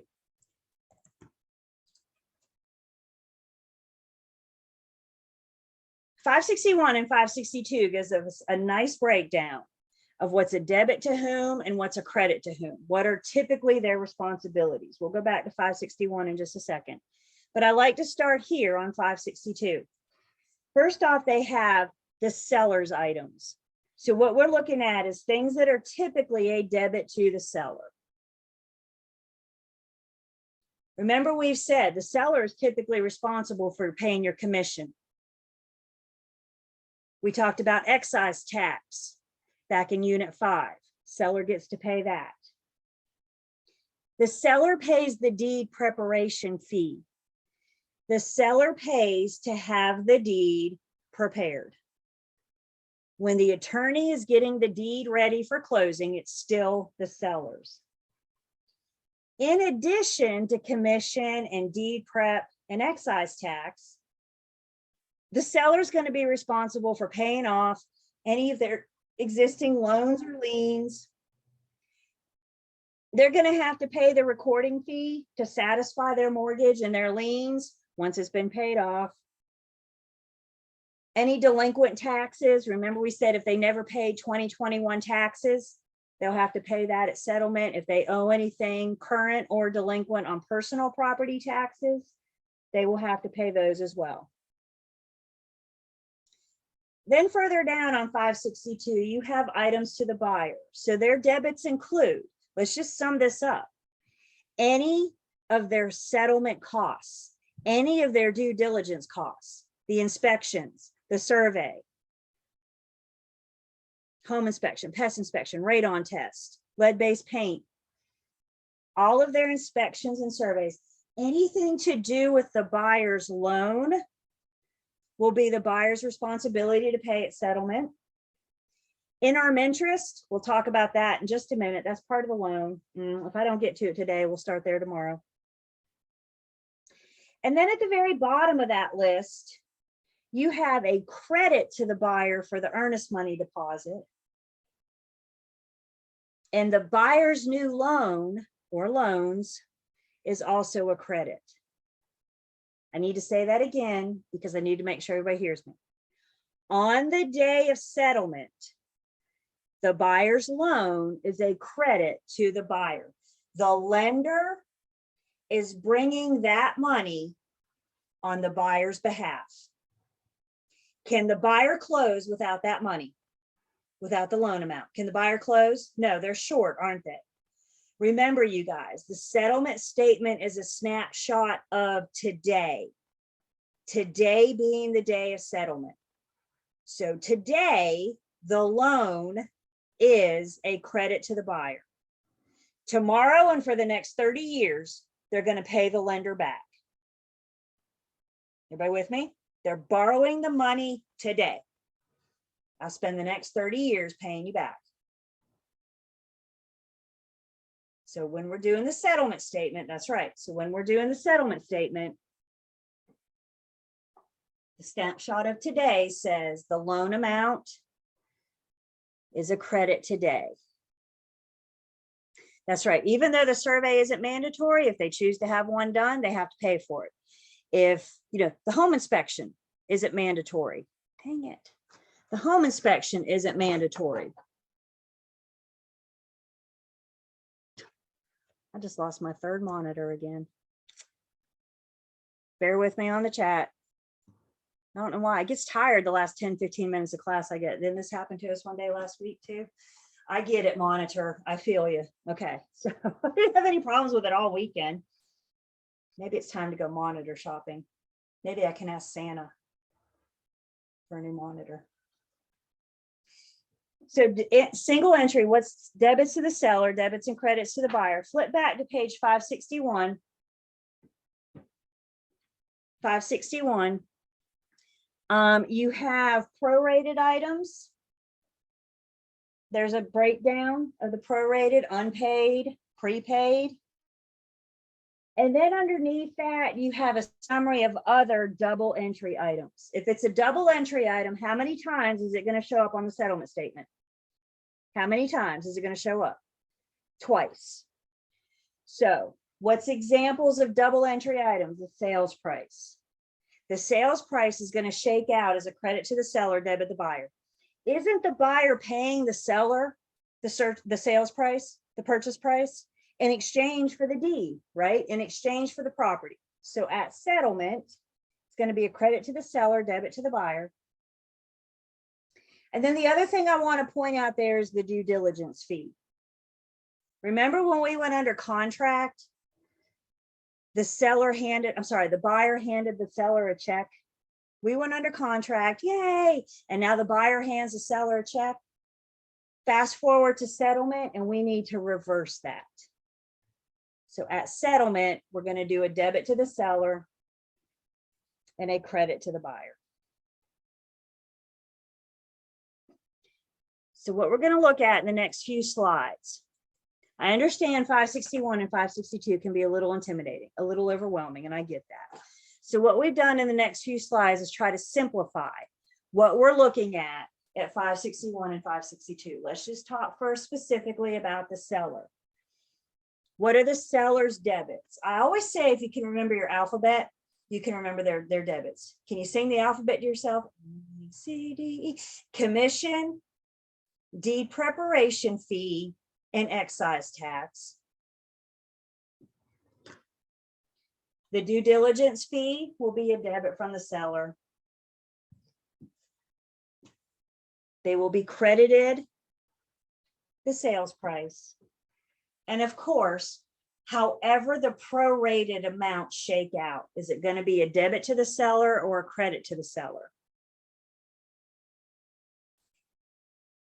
And then other seller debits will be their expenses, paying off their outstanding liens, paying delinquent taxes. All of their expenses are their debits.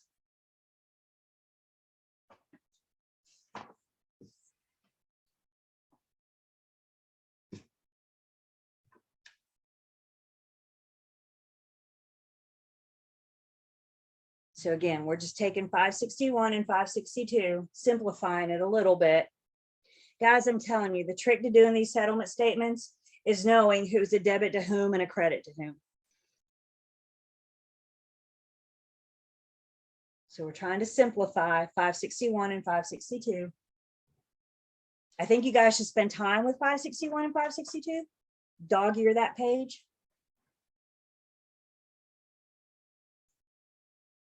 So if these are the seller's debits and credits, let's first talk about the buyer's debits. Buyers have a lot more debits and credits than sellers because they're the ones buying this house. So what are some of the buyer's debits? Well, their sales price, that's what they owe the seller. That's what they're contractually obligated to pay the seller. All costs related to the buyer's due diligence is going to show up as a debit to the buyer. All costs related to their loan origination fee, discount points, interim interest that we'll start with tomorrow morning. The buyer hires the attorney. So the buyer pays the attorney fees. The buyer pays to have their brand new deed recorded. The buyer also pays to have the lender's deed of trust. The lender allows the buyer to pay for both. And then the buyer's title insurance policy that takes effect at closing and protects the owner. Again, you guys, today they're the buyer. Tomorrow they are the owner. So title insurance is for the buyer's policy. Again, we just took things on 562 and simplified it. When you see something about the buyer's due diligence, that's a debit to the buyer. When you see something about the buyer's loan, that's a debit to the buyer. And again, whatever prorated, however that shakes out, debit the buyer, credit the buyer. There are some things that are typically POC, paid outside of closing. Unless you're told otherwise, the appraisal and the credit report fee are paid outside of closing. They've already paid it, so we're not going to charge them again. Do you think your practice problems will tell you the appraisal amount? You think it'll give you that amount? Sure, it will. It's hoping it's trying to distract you. So we have to know what things are typically paid outside of closing. The appraiser is not going to go do his thing and appraise the property until he's been paid. The lender can't pull your credit report until you pay for that fee. And when I say everything that we're talking about here is typically, but hear me when I say, always do what the problem tells you. The problem may not tell you that the appraisal's already been paid, but we know that unless you're told otherwise, the appraisal's been paid. It's a POC, paid outside of closing. But again, always do what the problem tells you. And then we have the buyer's credits. Their new loan, again, the snapshot of today. The lender is bringing that money in on the buyer's behalf. So today, the loan amount will be a credit to the buyer.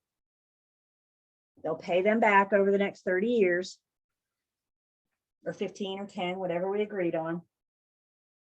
The due diligence fee is a credit to the buyer.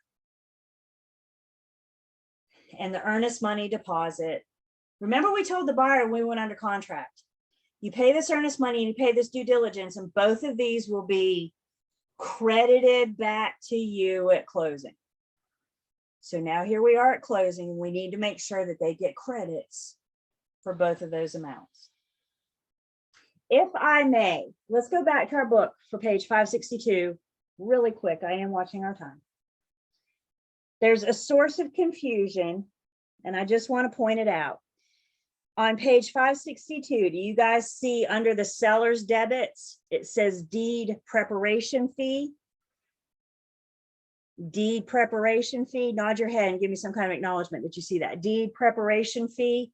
And then under the buyer's debits, it has deed recording fee. The seller pays to have the deed prepared. The buyer pays to have it recorded. When the attorney is getting the deed ready for closing, it's still the seller's deed. That's why the seller gets to pay to have it prepared.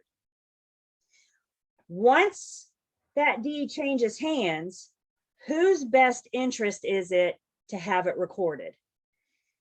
Isn't it the buyer's best interest to protect their lender from third parties? So they get to pay to have it recorded. Does everybody see that? The seller pays preparation. Buyer pays to have it recorded. Highlight it, star it, arrows, whatever. That one tends to be. Okay. So when we come in, don't go anywhere yet, I'm not done. But when we come in tomorrow, I got just a little bit more to talk about before we start looking at our mini closing disclosure together. Before we go though, I just want to show you guys. Yeah, I'm in Learn, Test, Pass in the Unit 21 material. So when we come in together tomorrow, once we talk, I got to talk about interim interest. Once we talk a little bit more, this is the one that we're going to do together tomorrow in class. And if you can spare 15, 20 minutes tonight, I ask that you guys try to look this over. And if nothing else, go through this and identify what's a credit to the buyer and what's a debit to the buyer. Remember, we're just figuring out how much does the buyer have to bring to closing. Do you think for a distraction, they're going to give you some things that are typically the seller's responsibilities, such as, for example, commission or the deed preparation fee? This is why we need to understand what the seller typically pays, because we're trying to outsmart the exam. They're trying to trick us, but we're not going to let them. So again, if you guys can spare me 20 minutes tonight and just spend some time and go through and determine what is a debit to the buyer and a credit to the buyer, use 561 and 562. We'll come in tomorrow and we'll do this one together. And then of course, I have practice for you guys to work on outside of class. 1 o'clock, man, I take it right to the end, don't I? All right.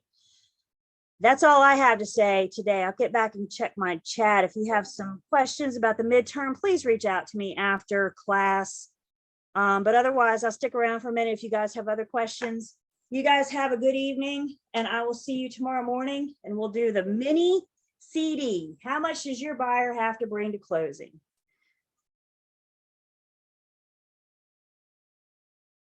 Let's see, Dwayne, are you still here? If the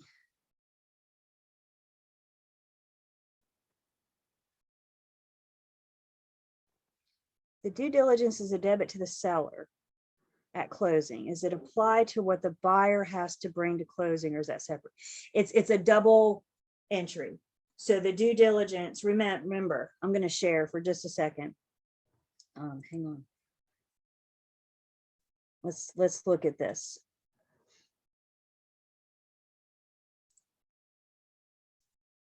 When we went under contract, didn't the buyer pay the seller a due diligence fee? Didn't the buyer hand the check? If I were to give you a check on the day we went under contract, that shakes out, I don't want to do that. That shakes out as a debit to the buyer, credit to the seller, right? It's money leaving the buyer's hands and it's entering the seller's hand. If I give you a check, it's a debit me, credit you. It's leaving my account and it's going into yours. That's what happened when we went under contract. Now fast forward to closing, and we need to reverse that. And if anybody has an accounting mind, how do you clear out a debit? With a credit. How do you clear out a credit? Within a debit. See, you don't need an accounting mind to do that. So that's what we're doing at settlement. We're reversing what we did when we went under contract. And no, the seller's not giving the buyer a check. It's all going to shake out on the settlement statement. And that's what we're doing here.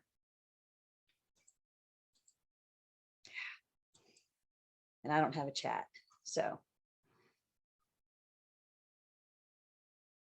POC is paid outside of closing.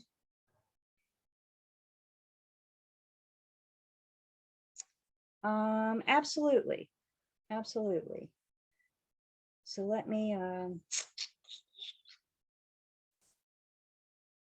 I got you, Meredith. Hang on just one second. Except I don't have my,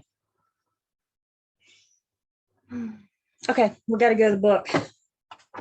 Let's go back to Unit 8. Actually, no. I got it.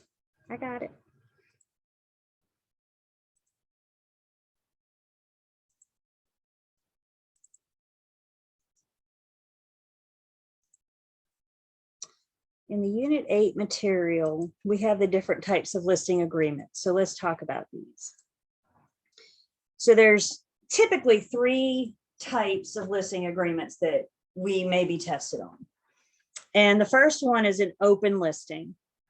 And an open listing is non-exclusive. In a non-exclusive relationship, how many firms can the seller date? As many as they want, right? They can play the field. They can date 1, they can date 5, doesn't matter. It's an open relationship. It's non-exclusive. So in an open listing, the seller hires possibly multiple firms.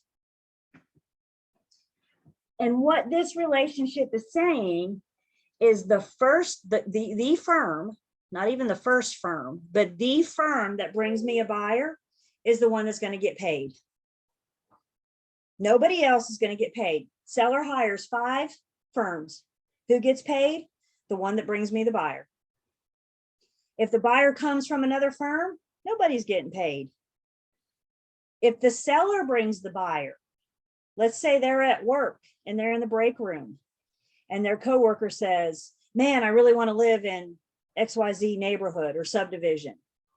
And the seller says, I have a house for sale in that subdivision. The seller retains the right to sell it on their own. They don't have to pay anybody if they can sell it on their own. The open listing is the worst one. It's the one we really don't like. And in the Triad MLS, the open listing is not allowed. Exclusive agency. In an exclusive agency, how many firms is the seller dating? How many firms? Now it's exclusive, right? Now they're just dating 1 firm, but guess what? That firm only gets paid if they bring the buyer. A buyer agent could bring a buyer. They may still get paid. The seller still retains the right to sell on their own. So break room scenario, the seller still retains the right to sell on their own. That one's a little bit better, isn't it? You got a better chance of getting paid.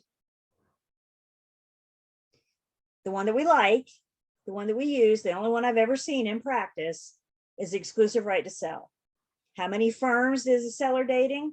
How many firms? Just one. And guess what? That firm gets paid no matter where the buyer comes from. Do you bring the buyer? Do I bring the buyer? Does another agent bring the buyer? Doesn't matter. Exclusive right to sell says I get paid.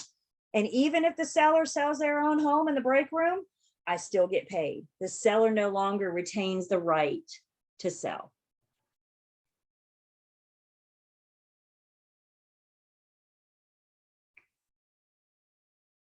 I'm gonna have to stop sharing to see my chat.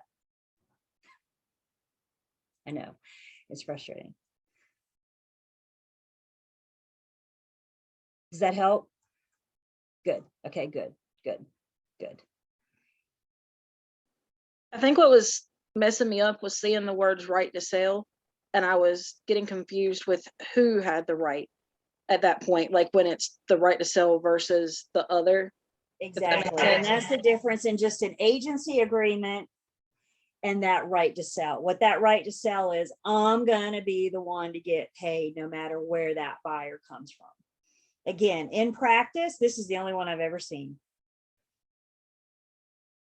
Open houses, listen to me. Open listings, at least in the Triad MLS, are not allowed. I can't speak for other MLSs, but in the Triad MLS, open listings are not allowed. Exclusive agency listings are allowed, but I've never ever seen one because firms want to protect their interests, right? So how do I protect my interest? How do I protect my marketing and my time and my effort? We do an exclusive right to sell. I get paid no matter what. Let's see. Yep. Absolutely.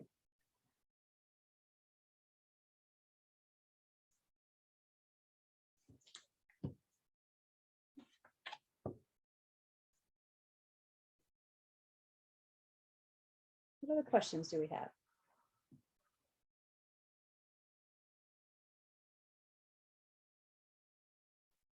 Yes. Anything about the midterm? Like I said, I'm just sticking to the idea that we're treating this like a real test. So when you guys, I mean, y'all signed something saying that you weren't going to discuss this before you took this exam. Did y'all read that? So if not, make sure you read before you take your real test. But again, the end of class exam and your state exam, you cannot discuss with your peers. The real estate commission would consider that cheating. Yes, ma'am. I had every intention of taking the midterm yesterday. You got till tomorrow. You got till tomorrow. I know. Yep. So you're set. I'm sorry. I don't Oh. know if it was a continuation of after post-COVID or if I got a GI bug. I just didn't COVID feel sucks, like you know. TMI. I know, but I didn't feel like taking the exam in the bathroom. So I understand. That's why we gave you a week. Yep. So take it by having tomorrow. said that, I will get it in before the deadline. Just to make sure, because I'm going to review just a little bit before I take it. Through what chapters is the midterm? I want to make sure 1 through 10. 1 through 10. Okay. And you may have a question or two on 21. I think there's Okay, at that's least one fine. question on 21, but Fair. you know, Okay. I consider the end of unit 10 halfway. So that's what this midterm Okay. covers. All right. Good. Thank you. I appreciate that. Yep. And I look forward to seeing Dimitri, you as well. I look forward to seeing you guys' results. So breathe. Why do I feel like you're not breathing right now? Y'all want to come with me to yoga Friday morning? It's a lot of fun. It has done It would wonders. kill me. Have you ever done hot yoga? No. Oh my Okay, so God. let me tell That's you. No, I the have that's not. next level. I've done it one and I'm good. And you're good? I guess I'm still a beginner's yoga. It's so funny. My husband picks on me because Monday and Friday morning yoga ladies are quite a bit older than me. Let's just say I would dramatically reduce the average age when I walk in there. So it's like my speed, you know what I'm saying? And it's so funny because my yoga instructor's like, you should come on Tuesday evening. There's people there more your age. And I'm like, nope, I'm good with this age group. I am just fine. So that's where I'm at right now. I love my yoga ladies. Very nice.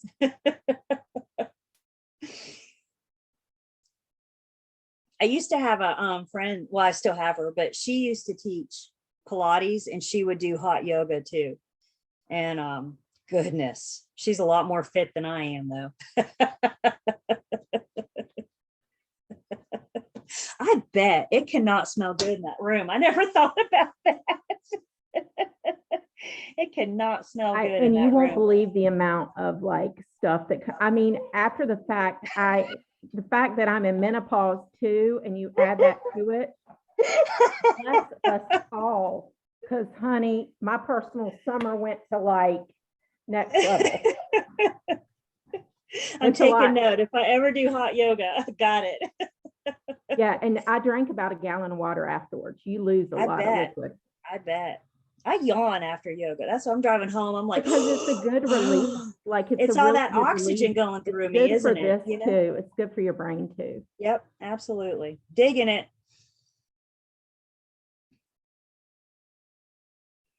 What other real estate, pre-licensing or real estate? What the heck? What else we got?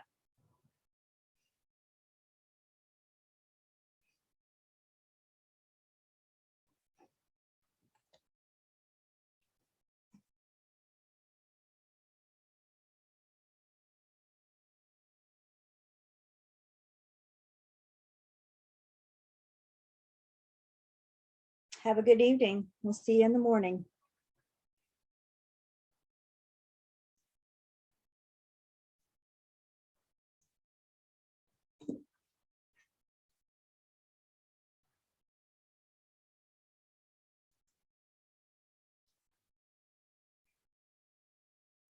Yes, Aisha, I agree. Yes. So, and again, share my screen. I don't have access to chat at the moment. So if you need me, you may not. Let's see.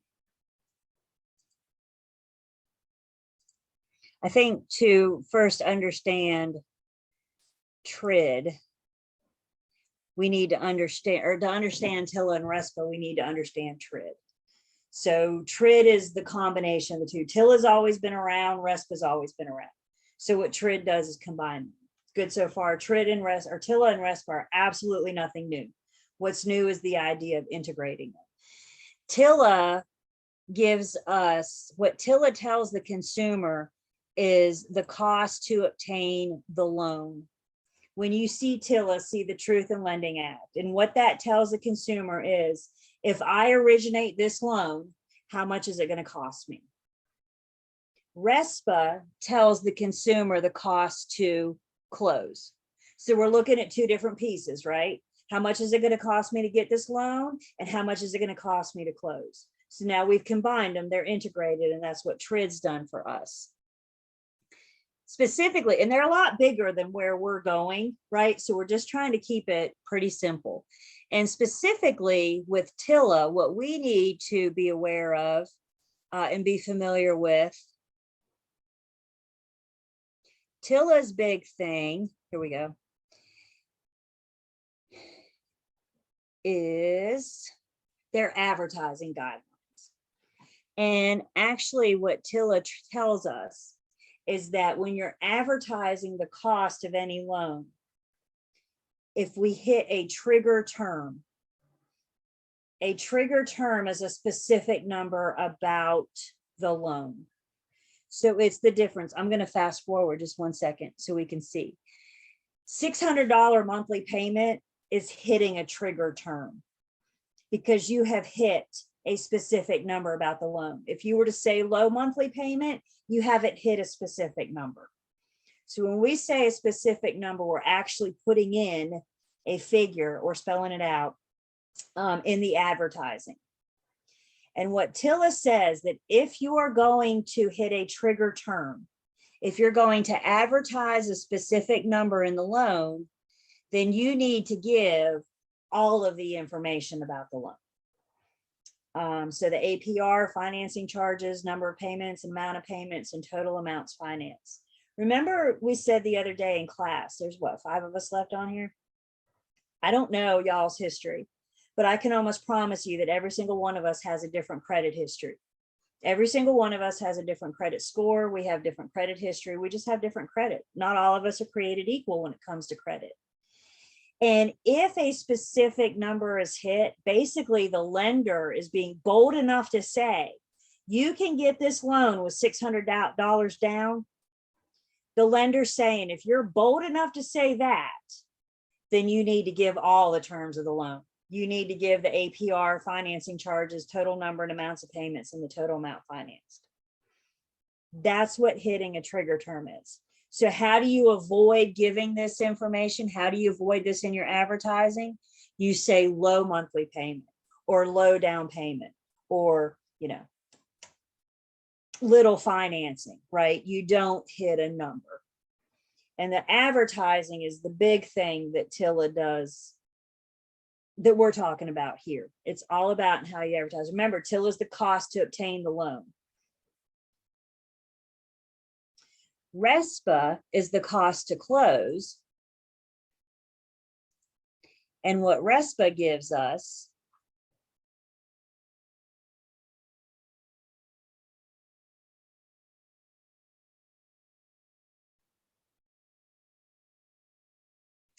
again, RESPA tells the consumer, how much money do you need to close this property? How much money do you need to buy this property?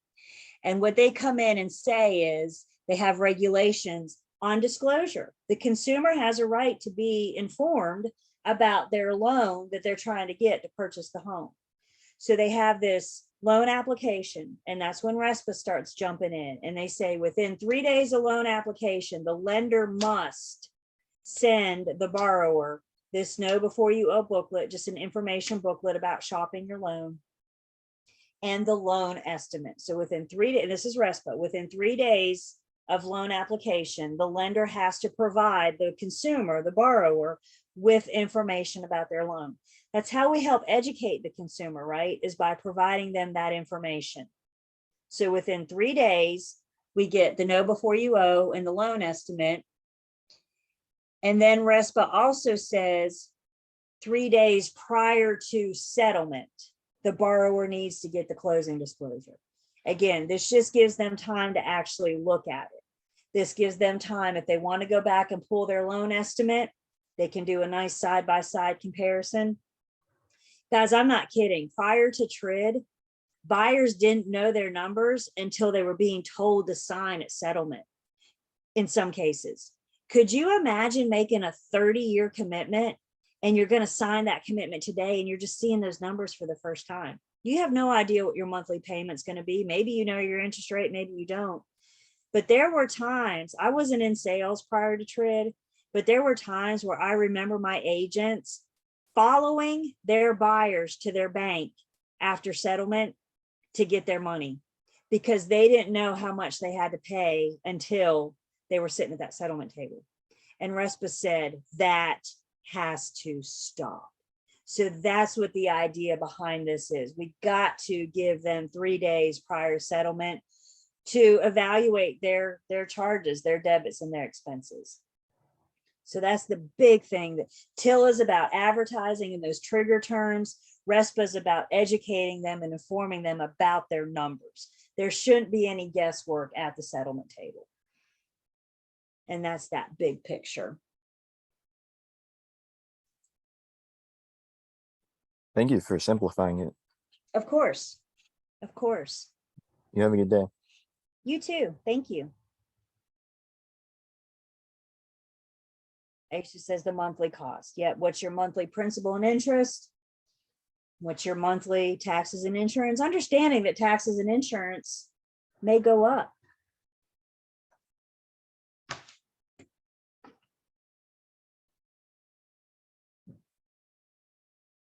Aisha, Brente, are you guys good?